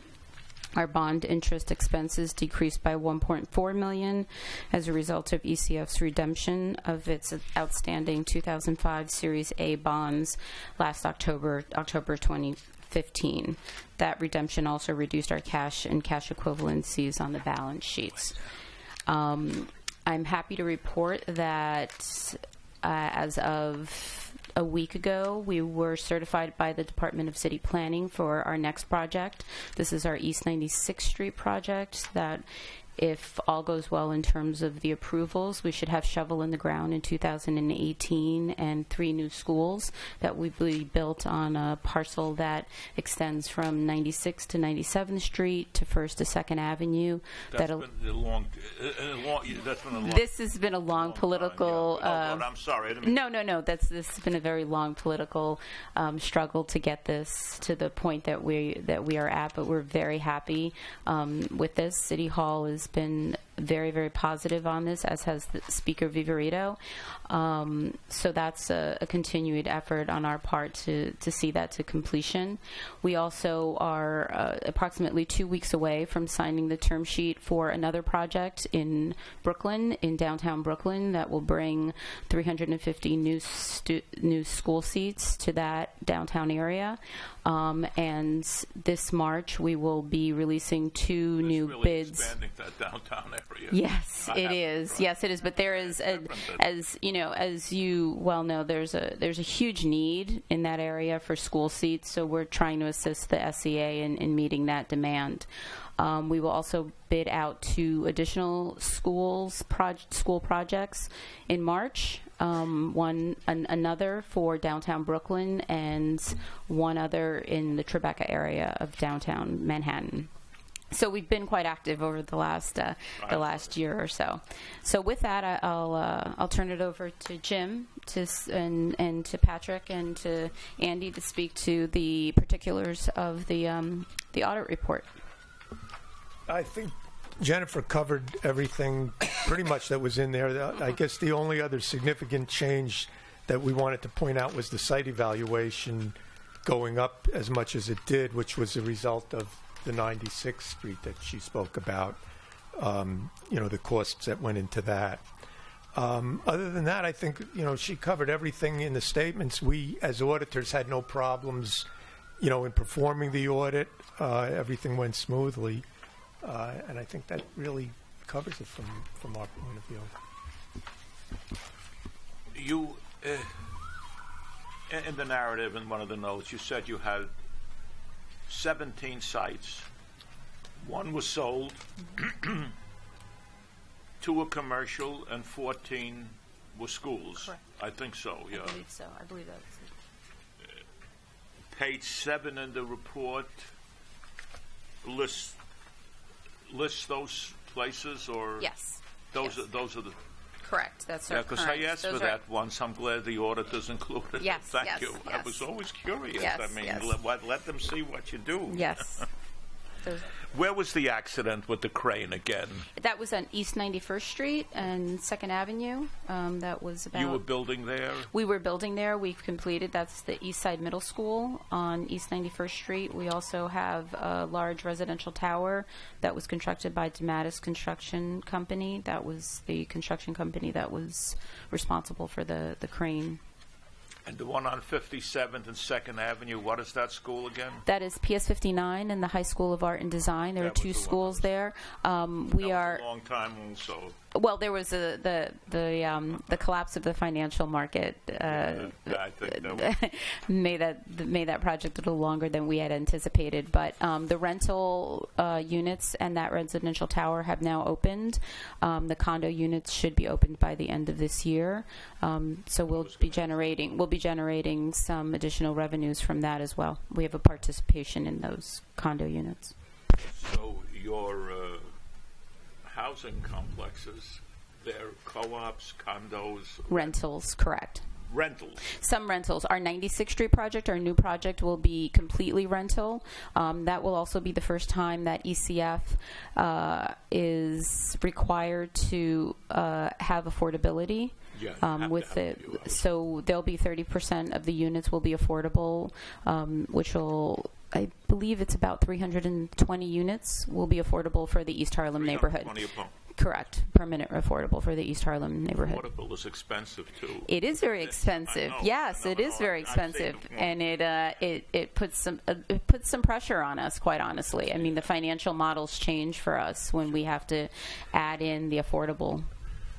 Who manages once it's built? Mm-hmm. Who collects the rent? There are managers of the. Each of the units have a manager, and they work with our financial shop to make sure that all the rents are paid in a timely fashion. So we have, obviously, we have. So the tenants have a complaint. They don't call you. They call. Well, sometimes they do, but yeah, sometimes I get very interesting plumbing questions. But no, by and large, they reach out to their own management companies. Correct. You did a lot of good work. You really did. I think so, and we're trying to. We're trying to do more. As DOE and SCA was here previously, there's a large strain on their resources to meet the growing demands, and the city continues to build. So there's lots of families coming into town. I mean, there's a need for affordable housing, but that's a very broad definition, affordable. I've seen it because I'm on the board of the Health and Hospitals Corporation. They have a lot of unused parking areas, and they are building affordable housing on some of the sites. But somebody showed me it's not so affordable. It's not. It's not very affordable. I don't mean quite to be honestly. facetious, it's No. It's it's not affordable on our side of the ledger, and quite honestly, there's some question about how affordable it is for the folks that live in those certain areas, especially where we are on 96th Street, which is a changing demographic. But we're also, if you're on, there's a ramp on 124th Street and First Avenue that takes you up to the now it's the RFK Bridge, the Triborough Bridge. Mm-hmm. There's a huge apartment. I mean, that was at one time, not so nice. Mm-hmm. Now the apartments are just beautiful that have been being built there. It's different. It's all different. I get lots of inquiries about. I receive tons of inquiries about where we could potentially build new projects. So between the East Harlem and how many apartments will there be ultimately in 96th Street? A lot. What? A lot of I'm sorry. apartments. It's about 1,000 to 1,100 apartments. It's a big project. It's a huge project, but again, it's 3 new schools. It's the rebuild of a playground, which has been compromised by the Second Avenue subway staging. There's affordability there. So it's a very, very large project, and we're taking over a city block. So there's a lot of work there. The rental income comes to you from the housing? Correct. The rental and the tax equivalency comes directly to us. And to you. Correct. And that helps us maintain older units that have had some difficulty. And as we look forward to building other projects where, again, the financials will be different because of the affordability component on there, it helps us defray some of those costs as well. That's a very good job. And it is really the responsibility of for want of a better term, the management agent of the residential section to see to it that the revenue is collected. Okay. Correct. And again, we have a person in our shop that works with every management company to make sure that comes in a timely manner. And it's pretty routine in terms of how we receive payments. So. You folks have your own audit committee? We do. We have. So they've been through this? Correct. They've been through it and they've approved it. It was approved in September, correct, of this year. Last year, of 2016, through our audit committee.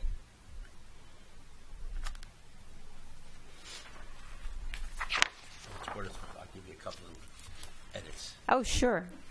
I always expected. We have a red pen that we're always waiting for the corrections. I don't know if they're correct.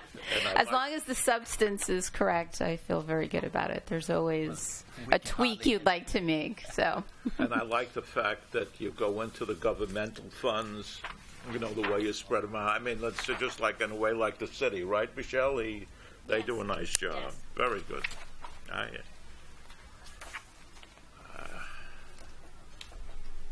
What did strike me as somebody who lived in the city his whole life, that the number of projects in Manhattan are disproportionate to its population compared to the rest of the city.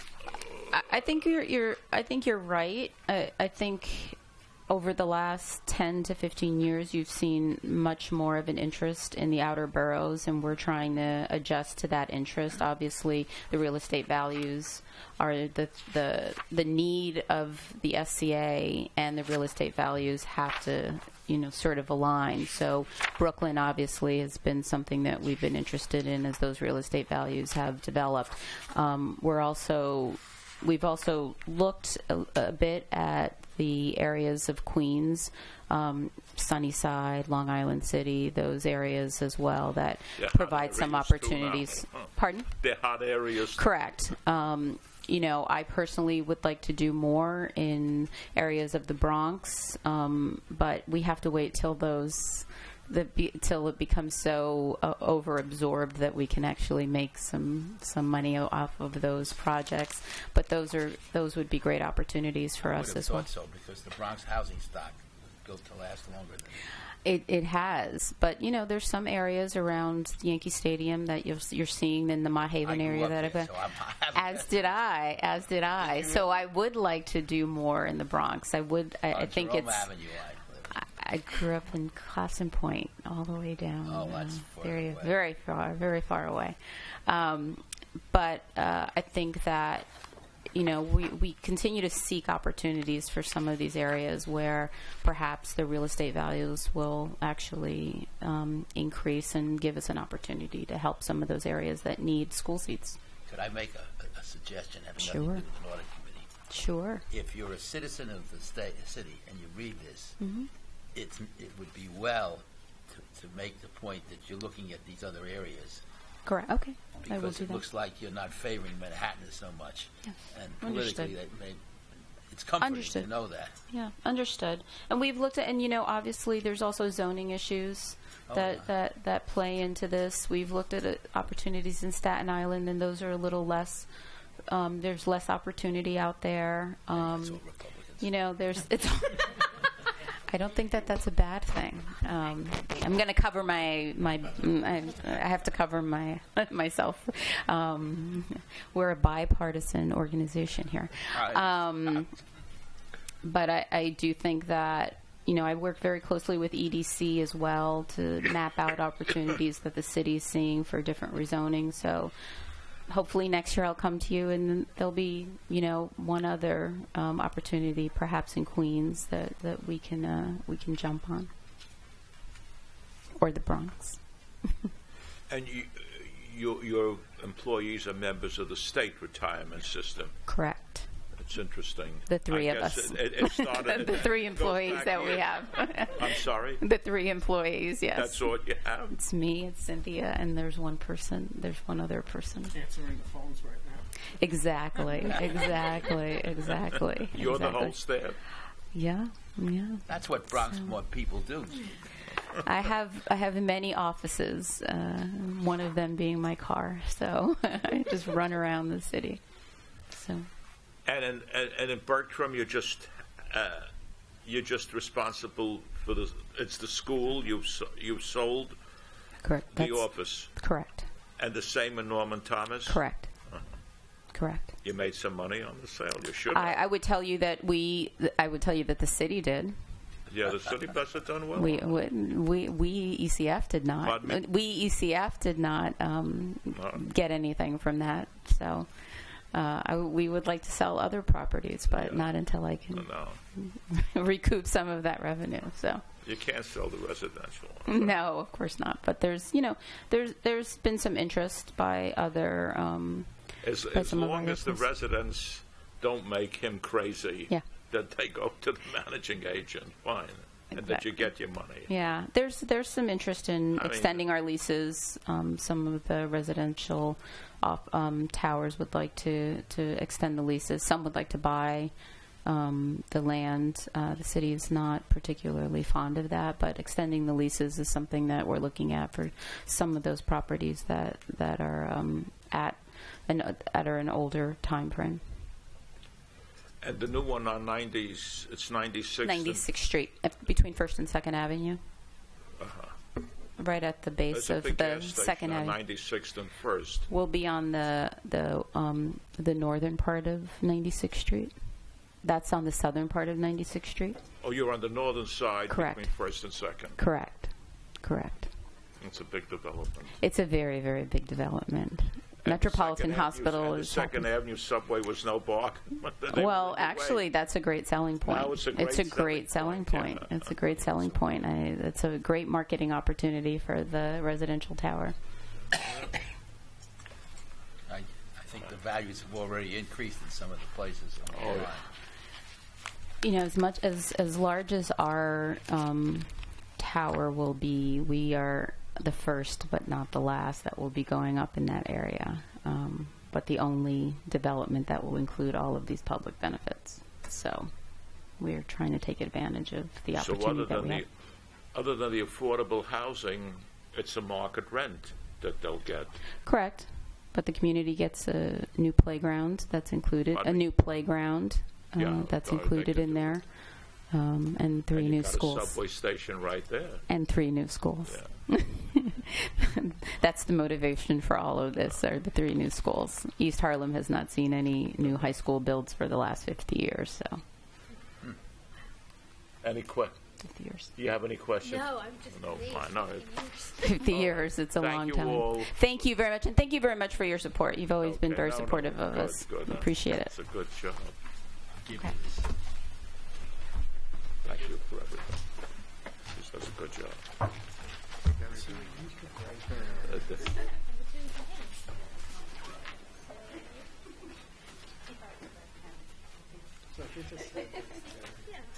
Before it's not so good. I saw it. It's not Just so the good. name. It's not so good. I saw it. She explained to me, all right, there are subsidies. Otherwise, forget it. The builders make money. The builders make money on it, the developers. But you got to do it. You got to have it. Otherwise, where will people live? One thing that's going to come from Bronx. What? It has great subway access to Manhattan. Yeah, no. Where I am is also a good subway access if you can get on a train. Well, if you can get on a train. It was crowded in the morning. You had it, you remember? I would like to take can't get on, everybody you can't go. who stands in the door and blocks the entrances. And Sagri, hands thank out you a for your summons. patience. Thank you, Mark. I mean, it took a long time. We finally. That's because Good we morning. know him so well. Nice to see all of you All right. in your new home. So you're building a lot of schools? We are. Okay. So, anyhow, You have a little statement, if you like? I do. Brief. Okay, go I'll right keep it ahead, brief, Ms. I Sagri. promise. So with me today, I'm Mary Ann Eggery, the Vice President of Finance and Information Technology at the School Construction Authority. And with me today is Ewen Wang. She's our Director of Operations. She does not look like John Hepburn because he retired last March. And then Warren Rupel, who She doesn't needs even look no... like Katharine Hepburn. No. And then Warren Rupel, I'm going to say he needs no introduction. Warren Rupel, yes. Mark Spaneth, and this is the second year that they're doing the SCA's audit. So fiscal year 16 for us was the second year of our 6th five-year plan, which it goes from 2015 to 2019, and the current appropriation for that is $14.7 billion for the 5 years. The total commitments as of June 2016 were $2.6 billion. And that included $781 million for our large capacity projects, of which there were 35, and $761 million of our capital improvement projects, of which there were 335. So in 2016, we completed 29 projects, and that included 16 pre-K. And we opened, those projects were comprised of 5,692 seats. So right now, in construction, we have 42 capacity projects and 395 capital improvement projects. So basically, we're on track to open the schools, and yes, we have a lot of construction underway. And from there, you can ask away.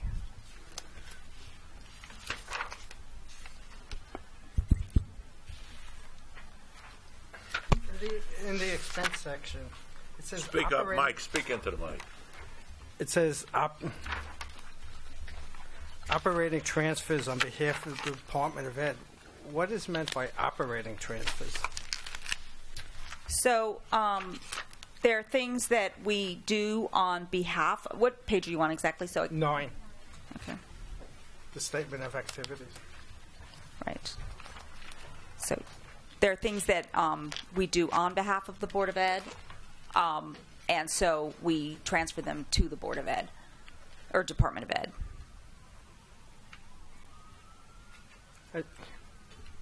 I think, just to help, you mean you do non-capitally eligible work? No, it's capitally eligible work. So, for example, because we have all of the capital budget for the Department of Education, so if they're doing certain capital work, we're the ones that are paying for it, and that's so what it's has the to be true. opposite. It's not that you're not doing capitally eligible work, it's that they're doing If your there capitally there are eligible some work. things that they do, right, that they still do, but we're the only ones with the capital funding.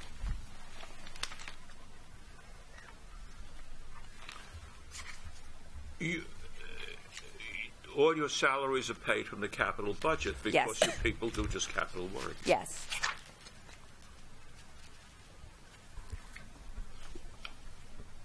Bernie, if it's okay, I'll ask a question. Bernie. What? Go ahead, dear. Thank you. I noticed on page 4 that you mentioned that your insurance costs went down, which seems contrary to the trend generally. So I just wanted to confirm, is that a change in coverage or just... So it's a real bargain. No, actually this year we have basically 3-year contracts, and it was up for bid, and so we went out to market, and there was a little bit more competition than last time, so we actually got more bids that were reasonable and we could evaluate. It's still ridiculously expensive, but it did decrease by about $100 million. So it did decrease. So I think it's just a factor that there was a little bit more competition, but it's still pretty outrageous. Is this all contractor liability, or is it also damage to the property, from It's natural everything. disaster, We have fire? wrap-up insurance, so we cover all of the contractors' insurance. So they don't have to carry it. On your statement of net position, you have something called other assets, which is a big dollar amount. Would you just remind me what that is? Page 8.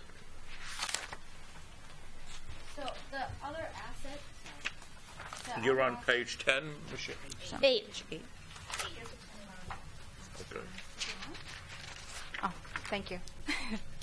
So this is composed, so mainly attributed to our insurance collateral. So as part of our OSIP program, we actually upfront provide some collateral, and based on the losses projected by the actuaries, we assess, how much the remaining of collateral that we always pre-funded would come into this other assets balance. Thank you. You people contract with firms to build a school, is that it? Yes. But you have, of course, your technical people to Manage it. Manage the construction project, see that they adhere, and so forth. Right. I always ask you about change orders. You do.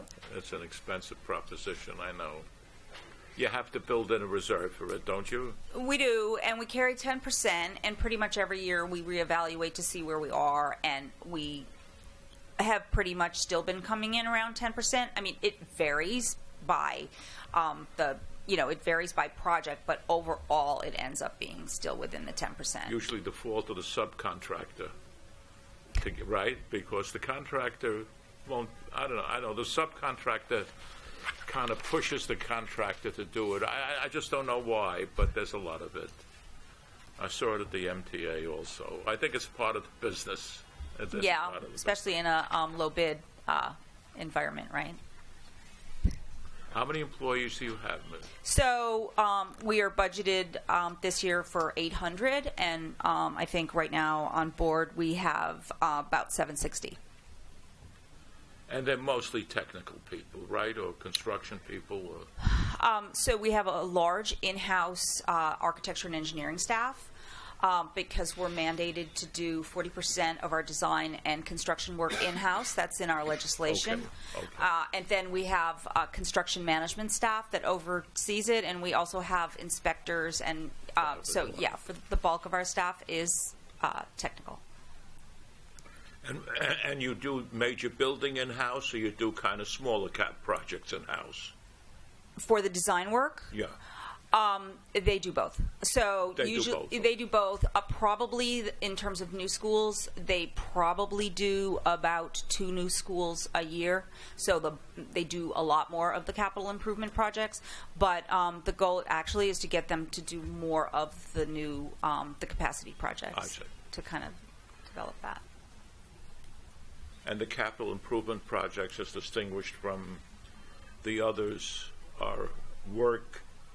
It's not a new school. It's something that you're doing at an old school. Is that it, or Right. you may be enhancing it? You may be building some more stuff in, I guess. Yeah. Well, it's building It could envelope type stuff, interior, exterior, anything could be science labs. Anything falls into that capital improvement project bucket. Boilers, anything that's not adding capacity to the school system. So any capital improvement that's not adding seats to the school system is called a capital improvement project. That's a good distinction. Yeah. And who mandated that 30%? The union? The or? 40. It was just part of the when they did the legislation when that they- established the SEA. It was, I think, Okay. part of the deal. Okay. Yeah, You have to live with it. we do. I've got a couple of little. Go ahead.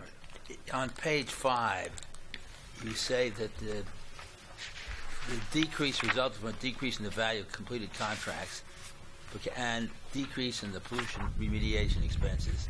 Is that because that went along with the transfer of the completed contracts, or is that a separate?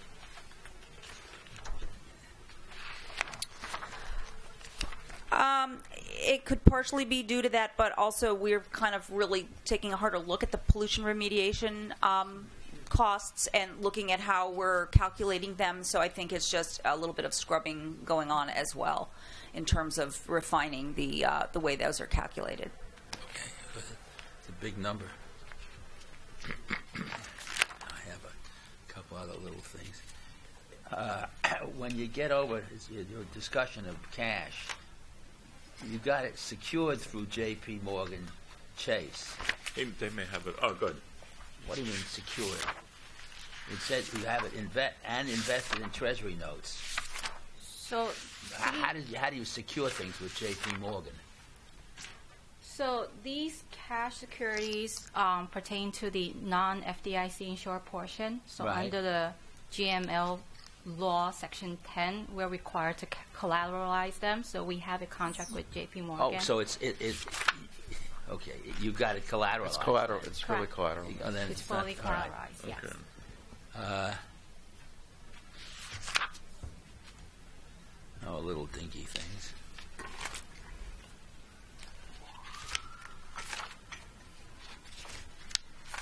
One more comment here. On the retainages, you accept securities in lieu of cash. Who watches to maintain margin on those things? If the securities go down, who watches it for? You do, or does somebody do it for you? No, it's within the accounting department. Okay, so you call for Additional, yes, yeah. All right.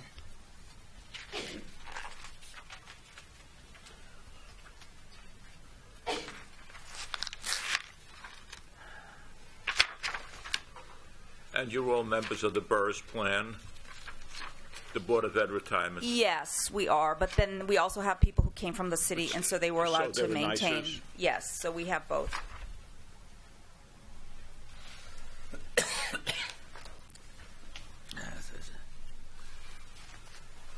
Warren, what do you think of OPEB? I'm teasing you. I'll think a lot of it in a few years. But well, I mean, the disclosures are what the Yeah, they disclosures want are. to- So for SEA, some of the amounts aren't necessarily large, but the disclosures kind of follow what the GAAP requirements are. So what it is. Sometimes these days, the notes on the retirement plans are longer than the rest of the business description. Yeah, we're actually talking to some other entities about that because it's, sometimes the expense is relatively immaterial, and you have, a full-blown set of notes. Maybe you don't always need that.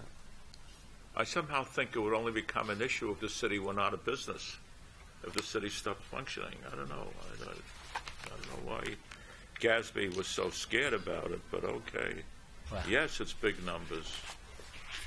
Well, I can tell you that one of the major banks addressed us the other day at our firm, and they told us that every 3 years they do a deep dive on the municipal market. And I'm trying to get my hands on the piece of paper. They said they would send it to me. There are 5 or 6 states that they won't touch at all, and lots of cities they won't touch for these reasons. Well,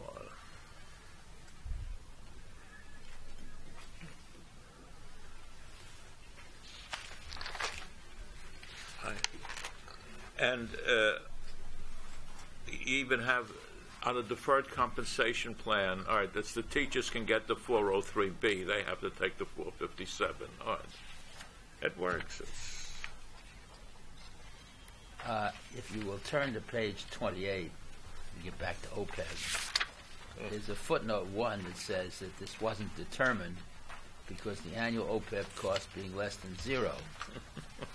I understand we don't put anything away, but how does the cost become less than 0? Where are you reading? On page 28, there's a little 1 in parens, there's a footnote that says the net determined due to annual OPEB cost being less than 0, not determined. How can that be? There's no money, but there's a cost that's in the statement someplace. Well, the cost is reflected pay as you go, so that there's no cost reflected to. There's no cost assigned to any funded. It's pay as you go. Plan. It's pay as you go. That could be worded a little more artfully. And I love the language that says that the cost was 0 funded. I hadn't seen that before elsewhere. I guess that's what happens when you give fringe benefits to people that retire. Well, no, really. And also, but when you agree to pay things that ultimately you can't pay. There's a discount rate in here of 4%. If it was more, we would go out of business, Mark. No, if it's going to go higher, I think that the country can't sustain it. I really mean it.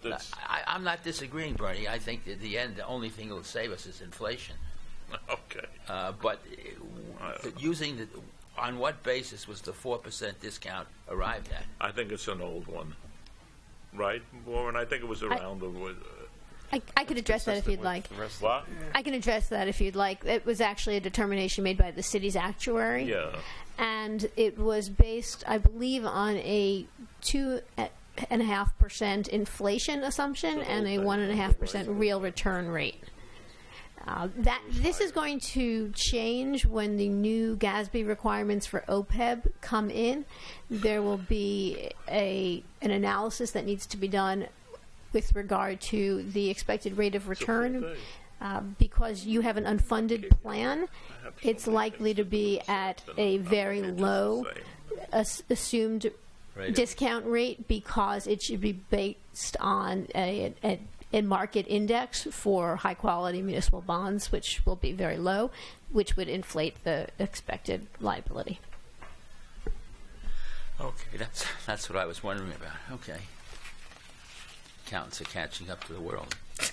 Part of the rate is that the city pays for the member cost of the Medicare Part B. Before they started to do it, and when I was active, and it used to be proposed by the council, I used to go over and testify against it. They used to want to kill me, but what the hell? You survived. I said, they're not so bad off, our retirees. They can afford to pay for their Medicare Part B. Anyways, we were paying them half, which seemed fair, because once they retired, the other health insurance, the main health insurance costs declined. And but I remember one of the chairmen of the finance committee said to me, maybe you should make sure that every time there's an increase, the city will pay its half of that. I says, no, I don't want to do that, because God knows what's going to happen.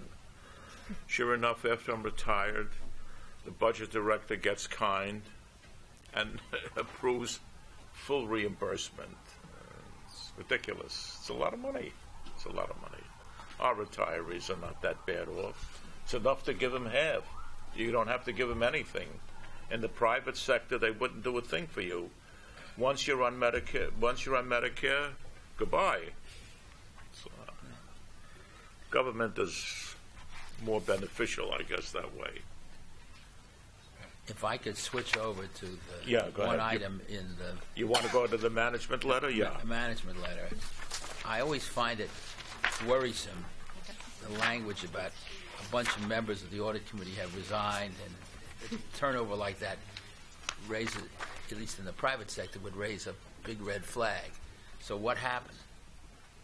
I think really it had to do with the change of administration, and then for a while it appeared that the administration was going to have to approve our audit committee members, but it turns out that they don't. It's really just our SCA board members, and so then we were in the process of finding new audit committee members, and it just took a little longer than we expected. But it really had to do with the change of administration. And the people submit their resignations, or were they required to resign? No, I think they submit their resignations. Yeah, they weren't required to resign, no. Well, I would urge you not to have this happen again. Well, no, now we have an audit committee. Well, but if it's another change, whenever you see this sort of thing happen, sometimes it says that the audit committee members didn't like what was going on. Right. No. That the person who was the chair had been he had been doing it for several, since the beginning of the audit committee, and so I think it was just, I think that he was ready to move on, and it had more to do with that. Okay, Warren, the usual comment: you restrict this letter. They can't help it. No, they can. The accounting firms have begun taking it out. All right. Well, we still comply with the auditing standard. We still has to restrict this letter. So, Warren, you had a comment. We can't look at it. No, the ones that have been changed are the ones that relate to government auditing standards reports, where they have worked on the restricted language, but this language is still. You had a comment about retainage, as I recall. Yes. And Ms. Agri, some of them didn't want their money. You were able to reduce it. I don't know. Yeah, that's pretty much it. Yes, and so we've seems been ridiculous. Doesn't it? I know, but we see it can everywhere. happen, I guess. I think it's pretty common for construction. It's really kind of strange, but it's not uncommon. It's a strange business. Yeah. When do you get in this cheat? I think I don't know what the. Well, the achievement process only takes place when we absolutely are certain that these services have been incurred and they have satisfied all means from the projects themselves. So these balances are whereby punch list items in some cases that they have not satisfied, their project and requirements. And so it's dating back to 1990, and it's trying to find them and hunt them down to come back. It's just, and they've walked away. And many of them aren't What I'm business suggesting anymore. is if you have a claim, Correct. the money is there, Correct. and nobody's claiming it, you owe the money to the state of New York. Correct. Yes. And usually what we do is we have a 120-day void policy. So we'll void and reissue every 120 days until it gets You clear. give them plenty of time. Yes. To avoid this cheat. So we never really had to escheat. Okay. It always gets cleared out before it gets to that. It's nice to keep you have the use of the money. Not always, because if it's old plans, that appropriation is not there anymore. So it's really a question of cleaning up our financial books. Because that if we are deobligating on a contract that is several plans ago, from 1990, those funds are not available to us anymore. Well, if the funds are there to secure performance, Aren't they in your name? Yeah, but the city goes back and goes through their capital funds. Oh, it from, goes to the city. Yeah. Okay. It's a policy. I mean, if I try to reclaim money from like 3 plans ago, it's not there. But that does mean you probably should be taking them off your books. Right, and we're also putting processes in place to do this more timely and address it more time, so that we do get the money back if we're supposed to. Yeah. Are there any more comments, folks? No. We thought it would be a short day. Never. Thank you, Ms. Agri, and thank you all for coming. Thank you very much. I'm sorry it took so long, and we thought it would be faster. Nice to see you again, Lauren. Thank you very much. A pleasure. Yeah, we should adjourn. No, we have an executive session? You don't need it, she says, because you went through the management letters already. Okay. So, I'd like to move that we All right. adjourn. I'm sorry? I'd like to move that we adjourn this meeting. Okay, second? The second? Mike, okay, then we stand adjourned. Thank you all, and thank you to the people from the audit firm.